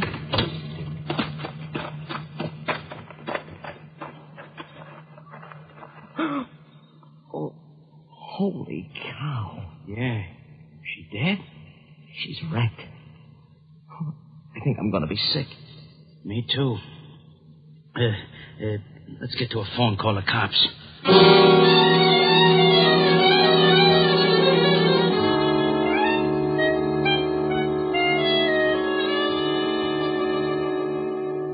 Knit 1, purl 1. Knit 1, purl 1. Ah, there, you little fiend. Now, what does it say about the heel? Mm-hmm. Turn the heel. Oh, I dropped a stitch. Now I gotta go back and pick it up again. Yeah? Rick, what's the matter? Oh, Miss Asher? You and your bright ideas. What did I do? You did plenty. I'm a nervous wreck. What from? You remember you said I ought to take up something to keep me busy in the office? Yes. You remember you mentioned knitting? Oh, no. Oh, yes. I've dropped more stitches than a cross-eyed surgeon. You idiot. I was only fooling. Well, I wasn't. I did it up right. Book of directions, enough yarn to wrap up King Tut and all his handmaidens, and 2 of the finest bone needles and gimbals. Now, don't laugh. I was making Francis a pair of screaming argyles. Keep with it, strong heart. You'll win out. Yeah, you darn right. Oh, what I said. Darn. Get it? Helen, are you still there? Yes, Rick. Wasn't funny? No, Rick. Okay, come on over. Let's neck. Yes, Rick. Shame on you. Yes, Rick. Is that all you can say? I love you. And I'll see you about 8. Oh. You don't sound very happy. Well, that's such a long way off. Give you time to make plans. Bye. Bye. Now, let's see. I gotta take out 1, 2, 3, 5 rows. Yeah, what is it? Rick? Oh, how are you, Walt? Very unhappy. You should see me. I gotta take out 5 whole rows just to pick up 1 lousy stitch. What? No, forget it. What are you unhappy about? I'll tell you about it when you get down here. The 5th precinct's 20 blocks. Can't you give it to me over the pipe? I wouldn't ask you if it wasn't important, and I'd rather not say anything over the phone. Okay. Stop making like Portia facing life. I'll be down as soon as I finish this heel. Heel? Yes, if you must know, I've taken up knitting. Coming from you, I am unmoved. I don't care if you're building sergeant Otis a fur-lined money belt. Get down here as fast as you can. All right, Walt. But you'll be sorry when it starts getting cold again, and I won't knit you a sweater to cover your little old blue stomach. Oh. Bye, Walt. Getting Walt's goat was a sport with me, and whether he'd admit it or not, he got a kick out of it, too. Sometimes I wouldn't stay on the rib as long as I usually do, but that was only because Walt always starts sounding just a little bit worried. Then I know it's time to lay off and get serious. Don't misunderstand me. I never lay off entirely, and I never get completely serious. Those are 2 habits that don't help find the solution any quicker. They just fit you with a mess of ulcers, and you still end up too worried and too serious. I closed my office and headed for Walt's precinct. When I walked in, I spotted Sergeant Otis leaning back in his chair with his number 12s resting on the desk. Hello, Otis. Well, how's the big private detective today? Just fine, Otis. And how is the flash at the 5th Precinct? Don't you worry about me, Diamond. I'll get along. Better go on in and see the lieutenant. He wants to see you. Hey, what's it about, Diamond? You need someone to help you from the police force? You know, Sergeant, you've got a fine head on your shoulders. Well, I'm glad you noticed. The one under your arm isn't so bad either. Hello, Walt. Rick, why don't you leave that poor guy alone? After you leave, he comes running in here and cries all over my desk. Otis? He wouldn't shed a tear if he was standing in an onion warehouse watching his grandmother set fire to herself. Yeah, well, give him a rest for a while. I got a big problem I want to talk to you about. All right, Walt. What's on your mind? Well, I don't know quite how to give it to you. It isn't strictly kosher for the police force to go around asking for help. Now, wait a minute. I don't want any apology routine. If you want a favor, you came to the right boy, and you know that goes without saying. Yeah, I guess I do. But this is a pretty big favor, Rick. The commissioner's on my back. So is everyone else that's got anything to do with this city's government. Sounds rough. What did they do? Find out you were hiding a chimpanzee in a cop's uniform and calling him Sergeant Otis? Oh, now be serious for a second, Rick. Sure, if you'll get to the point. All right. I guess you've been reading about these homicides I've been having for the past 3 weeks. Yeah, pretty messy. Well, the powers that be say salve them or turn in my badge. Oh, well, now, wait a minute. Don't they know that this is the toughest kind of a killing? The killer's obviously got a lot of screws loose, and a maniac doesn't need a motive to kill. Don't those swivel chair bigwigs know that a crime without motive is the toughest job in the world to crack? Sure, they know all that, but the public and the press is yelling its head off, so the pressure is on. Well, what do you want me for? You've got one of the best departments in the state. When you were on the force, it was the best department in the state. Now you stop that. Then stop twisting my arm. What do you want? I want help. I've got to crack this case by next week or I'm out of my ear. You're the best detective we had on the force, and you're the best private gumshoe in the city. Oh, that's better. Now, what about these killings? Now, each time they find some dame looking like the last of a hamburger sale. Oh, excuse me a minute, Rick. Yeah? Lieutenant? No, Jack the Ripper. What do you want, Mallet Head? We just got a report from a guy out in the River Road. Another one of them butcher killings. What? Yeah, some dame all hacked up and lying beside the road. Okay, get the car out. I'll meet you downstairs. Oh, did you hear that, Rick? Mm-hmm. Well, come on. You want me along? Of course. I can brief you about the whole setup on the way over. Oh, I don't know whether it's such a good idea to get mixed up in this. Why not? Well, it looks like whoever gets close to this killer doesn't have much of a future. Well, you can't live forever. Oh, aren't you the sweet one? No, that's not what's worrying me. Well, what is then? When I go out, I want a nice, comfortable place to lie down in. The way this nut goes to work with a knife, I might end up in a freezer.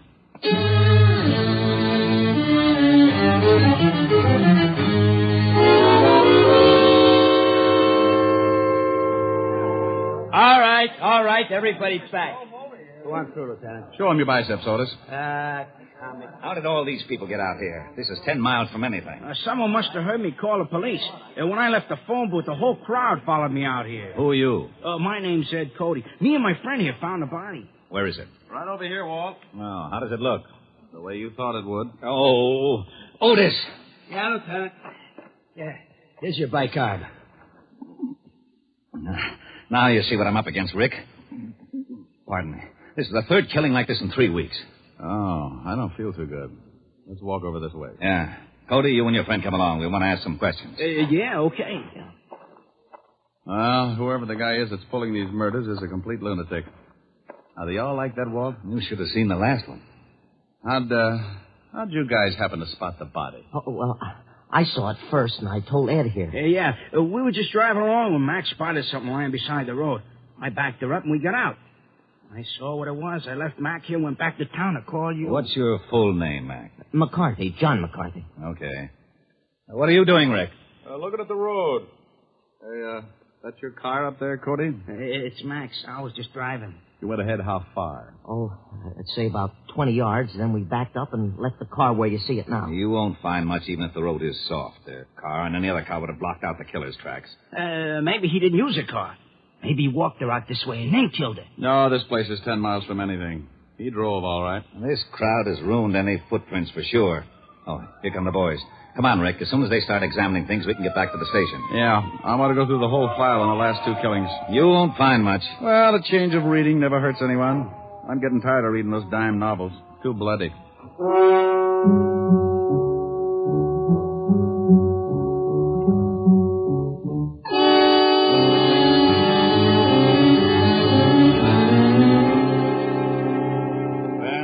whole mess. No leads at all, huh? Not a one. I'm getting nearsighted from looking at all the lineup. We picked up everything from drunks to safecrackers. Not a lead. Same type of crime in every case. This killer's got a crazy streak as wide as Broadway. Oh, wait until the commissioner hears about this one. Walt. Yeah? Give me a pencil. Now, tic-tac-toe is out. I got a headache. Stop waving your gills and give me a pencil. Here. What are you doing with that map? Drawing circles. Now, you stop that. That's the scale of this city, and I don't want it loused up by your doodling. Look at that. So you make a dandy circle. Thanks. What's it for? How should I know? You drew it. Drew what? The circle. Wasn't that a little foolish? Of course it was. That's what I'm yelling about. Well, that's bad for you. What is? Yelling. I know it. I thought you said you didn't know. Know what? About the circle I just drew. What circle? The one on the map. That's what I was yelling about. Why? You didn't draw it. I know I didn't. You did. What for? How should I know? You're a policeman. What in blazes has that got to do with it? You were a rookie, weren't you? Of course I was. You worked your way up to sergeant and then to head of the homicide, didn't you? You know very good and well I did. Wasn't it a little tough? You bet it was. I pounded the beat for 4 long years. Did it by the sweat of my brow. Now, wait a minute. How did we get into this? You asked me about this circle I drew. I did? Yes, Walt. But you didn't know what it was for. Oh, yeah. What is it for? It's for you. I get... Yeah, it's not bad. Oh, I knew it. You lowlife, you conniving, dirty, underhanded louse. You always do this to me. I think you sit around nights and pull the wings off of flies. Moths. All right, moths. Sit around and dream up little monstrosities to pull on the police force and use me as a guinea pig. Right, guinea pig. You call me, Lieutenant? No, get out of here, you idiot. Yeah, Lieutenant. Diamond, for once I'm going to find out what's at the end of this merry-go-round. I want to know about that circle. And I'm going to get it out of you if I have to shove that map down your throat. Huh? Oh, not you, Commissioner. Yes, Commissioner. Yes, Commissioner. Well, I just went out and looked at the body. Yes, but... Your motor's running. You shut up. No, Commissioner, somebody else. Yes, sir. Yes, sir. Yes, sir. Oh, who was it? I am not talking to you. Don't you want to know about the circle? No. Fine. When I was looking over the reports on the killings, I noticed something. You don't say. Say what? Okay, if you don't want to play, be a sorehead all your life. Well, I noticed that all of the killings, including the one we looked at this afternoon, were within at least 10 miles of each other. And the first one, this one right here, was exactly in the other direction from the last one. Bully for you. No, it's nothing. Well, using the first and last homicide for the edge of the circle, we find that the other killing also fall within the sphere. Okay, so what? Getting interested? No, I'm not. Well, the girl this afternoon had been dead for about 14 hours, wouldn't you say? Yeah, but the coroner can come closer. Well, about anyway. Now, in the other 2 cases, it says that both girls met their deaths about 3 in the morning. Now, if the last one was dead 14 hours, she comes close to that time, too. Okay. What does that prove? Not a thing, but it's something to go on. This is a wild one, Walt. But let's say that our killer started off with his victim somewhere within that circle. To drive 5 miles, half the distance of the circle, it would take him, about... 15 minutes. Okay, 15 minutes. Now, that means he left his starting point around 2:45. Now, that's a funny hour to be so consistent. You're right. Bars close at 2. 45 minutes to talk a dame into a ride? Might be. Oh, I'll be darned. I may be all wet. The killer probably started from somewhere outside the circle, but we can start by eliminating the idea of the night spots anyway. Yeah, Lieutenant? Checking all the night spots from... 45th Street and Broadway, the center of the circle. From 45th Street and Broadway for 10 miles in every direction. Yeah, Lieutenant. That means cafes, bars, bowling alleys, anything that stays open till 2 or after, and step on it. I hope we're right. So do I. I don't like walking on eggs. Then sit down. Who knows? You might hatch something. Walt found out the name of the last victim, and the family supplied us with a picture. Her name was Martha Kirk, and her family knew nothing of her whereabouts the night of the murder. You can't really appreciate a police department until you really see them in action. Inside of 2 hours, Walt had every dive, bar, and night spot in the 10-mile circle tagged. They spread out, 1 man to every 5 blocks, each with a picture of the 3 murdered girls. Because it had been my idea, Walt wanted me to swim with it and maybe sink. I took a little section from 48th Street to 46th Street, and by late afternoon, I'd covered most of the likely prospects. You guessed it. The bottom of the barrel was coming up fast, and it was emptier than a ballpark during a thunderstorm. No one had ever seen the 3 victims. The last spot on the list was a bowling alley. I walked in and spotted the cocktail lounge. When I climbed up on one of the stools, a bartender with a head that should have been out on the alleys walked up to me. Yeah, what'll it be? How about a glass of milk? Glass of milk? Think you can stand it? Well, if you're worried, water it a little. I don't want to pass out on you. Get him. He made it funny. So did your family. You looking for trouble? Only if I get pushed. I'm looking for information. First door on the left. Yeah. Ever seen any of these girls before? What are you, cop? Well, let's say I'm nosy, and then I've got a badge to keep me in the spirit of the thing. Oh, why'd you say so? Let me see. All right. Here's the first one. No. I ain't never seen her. How about this one? And this one? No. Hey, wait a minute. Sure, I know this one. Comes in here about twice a week. Was in last night. Gets lushed up, cries about how tough a family is on her. Name's, Kirk? Yeah. Martha Kirk. Nice looker. She was. Huh? Did she ever come in with a man? No, but sometimes she leaves with one. Same guy every time? No. Do you remember her leaving with a man last night? Yeah. Come to think of it, she did. What time? No, about 2:15. We stopped serving at 2 right on the dot. That we do. That you do, yeah. Okay. Think you'd know the guy if you saw him again?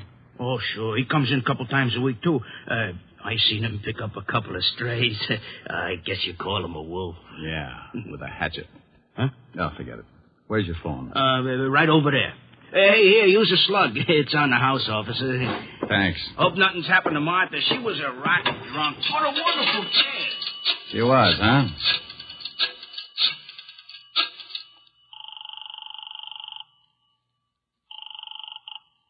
Give Precinct Sergeant Otis. Otis, let me speak to the lieutenant, and if you crack just once, I'll come over there and shove your head so far down you'd have to untie your shoelaces to cough. Okay, Diamond. You don't have to get nasty. Lieutenant Levinson. You can forget about retiring, Walt. You got something? Yeah, looks like. What did your boys turn up? Nothing yet. What is it, Rick? Don't play games now. Get over to 47th and 9th, the bowling alley in the middle of the block. I'm in the bar. Want me to bring the boys? No. This is one we've got to play quietly. I don't want to scare our ghoul off. I'll be right down. Hey, what about that milk? Huh? Oh, yeah, coming up. Hey, is there going to be a pinch? There is, Buster. There certainly is.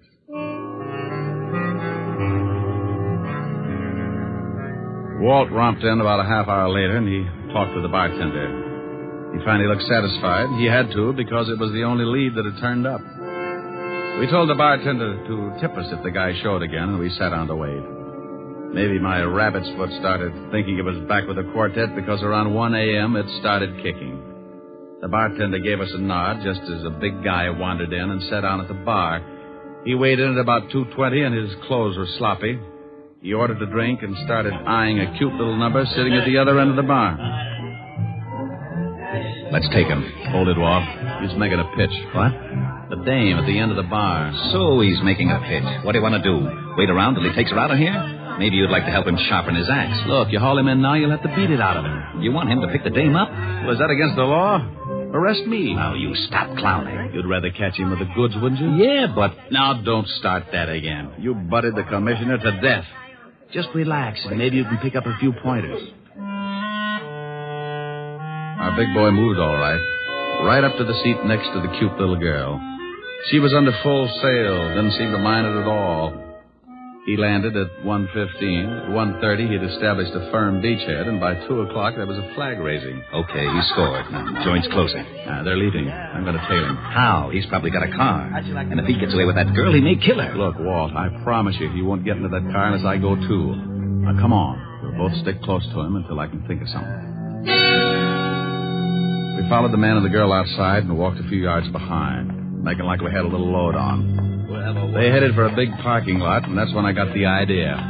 The parking attendant was just walking up to him when I stumbled forward. Hey, boy. Rick, what are you doing? Stay with me, Walt. Yeah? Son, I want my car. Just a minute. I was here first. Sure, honey. Don't let him get away with it. Look, old man, my friend here is late getting home.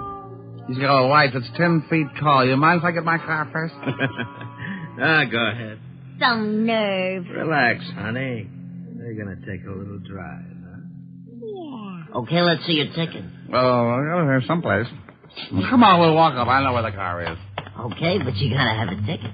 Rick, what's going on? Keep walking. Hey, I thought you was loaded. Keep going. We're the police. Huh? That's right. Oh. What's wrong? Which one is that guy's car? You mean the guy back there with the dame? Yeah. He gave me his ticket. Right over there, the coupe. Rick, come on. I'm going to climb in that trunk, and you're going to put in a general alarm, Walt. Then you're going to get in your car and tail us.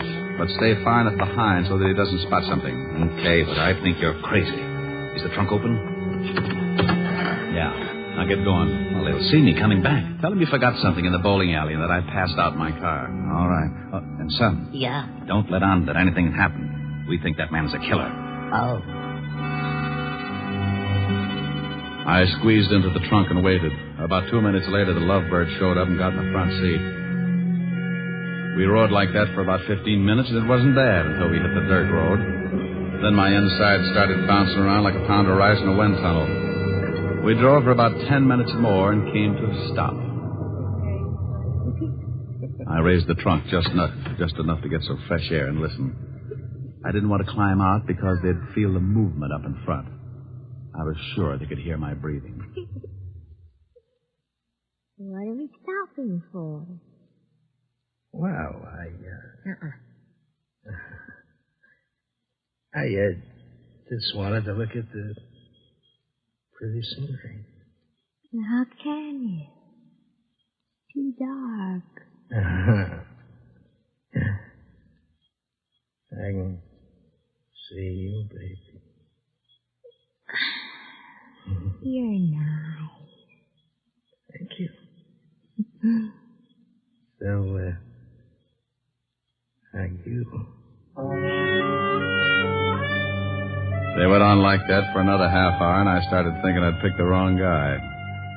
Then the conversation changed. What's the matter? What's so funny? Don't you know? No, and I don't like the way you're acting. Women. That's what's funny. They're all the same. Huh? Just like my wife. She was like all the other women. Hey, let's get out of here. You're talking funny. Funny? Yeah.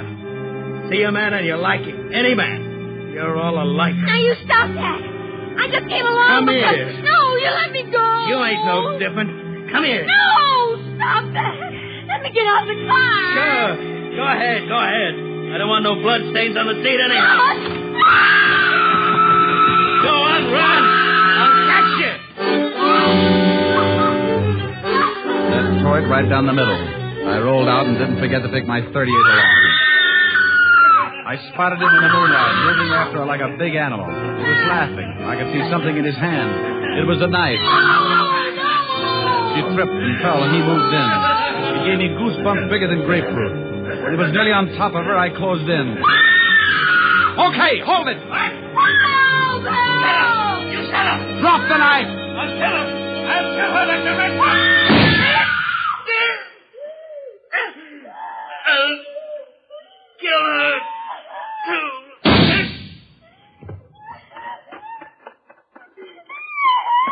You all right, honey? No. Just take it easy. It's all over. I'm so glad you got here. Come on, now. Let's get back to the car. Easy. You sure you're all right, dear?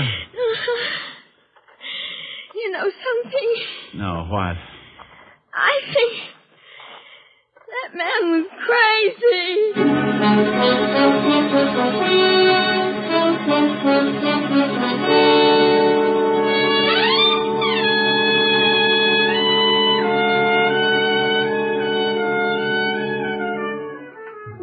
Well, Walt finally got there, and we sent the girl home.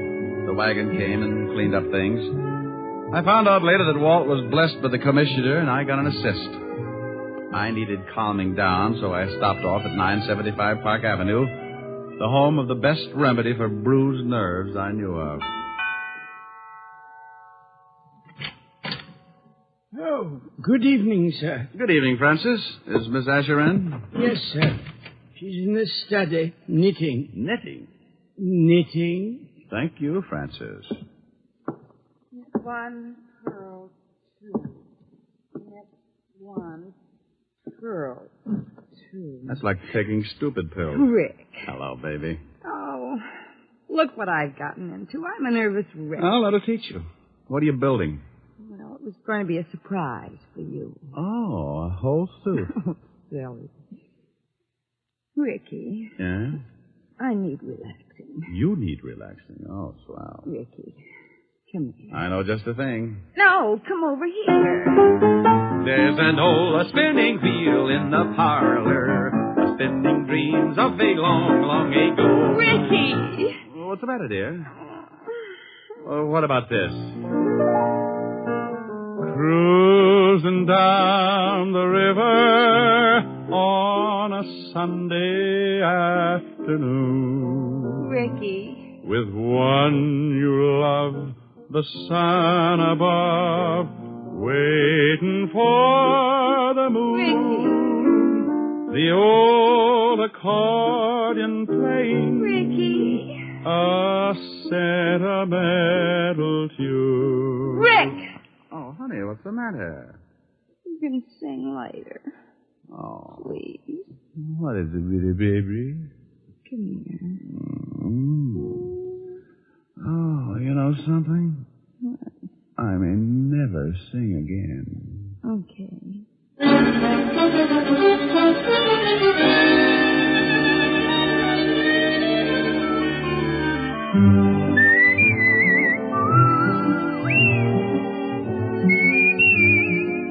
You have just heard Richard Diamond, Private Detective, starring Dick Powell. Helen was played by Virginia Gregg, Lieutenant Levinson by Ed Begley. Also in our cast were Wilms Herbert, Bill Conrad, Lorene Tuttle, Jack Crucian, and Sidney Miller. Music was under the direction of Frank Worth. Richard Diamond is written by Blake Edwards and directed by William P. Rousseau. Dick Powell will next be seen in the motion picture Mrs. Mike, based on the best-selling novel Mrs. Mike. Now, this is Eddie King inviting you to be with us again at the same time next week, when we will again bring you Dick Powell as Richard Diamond, Private Detective.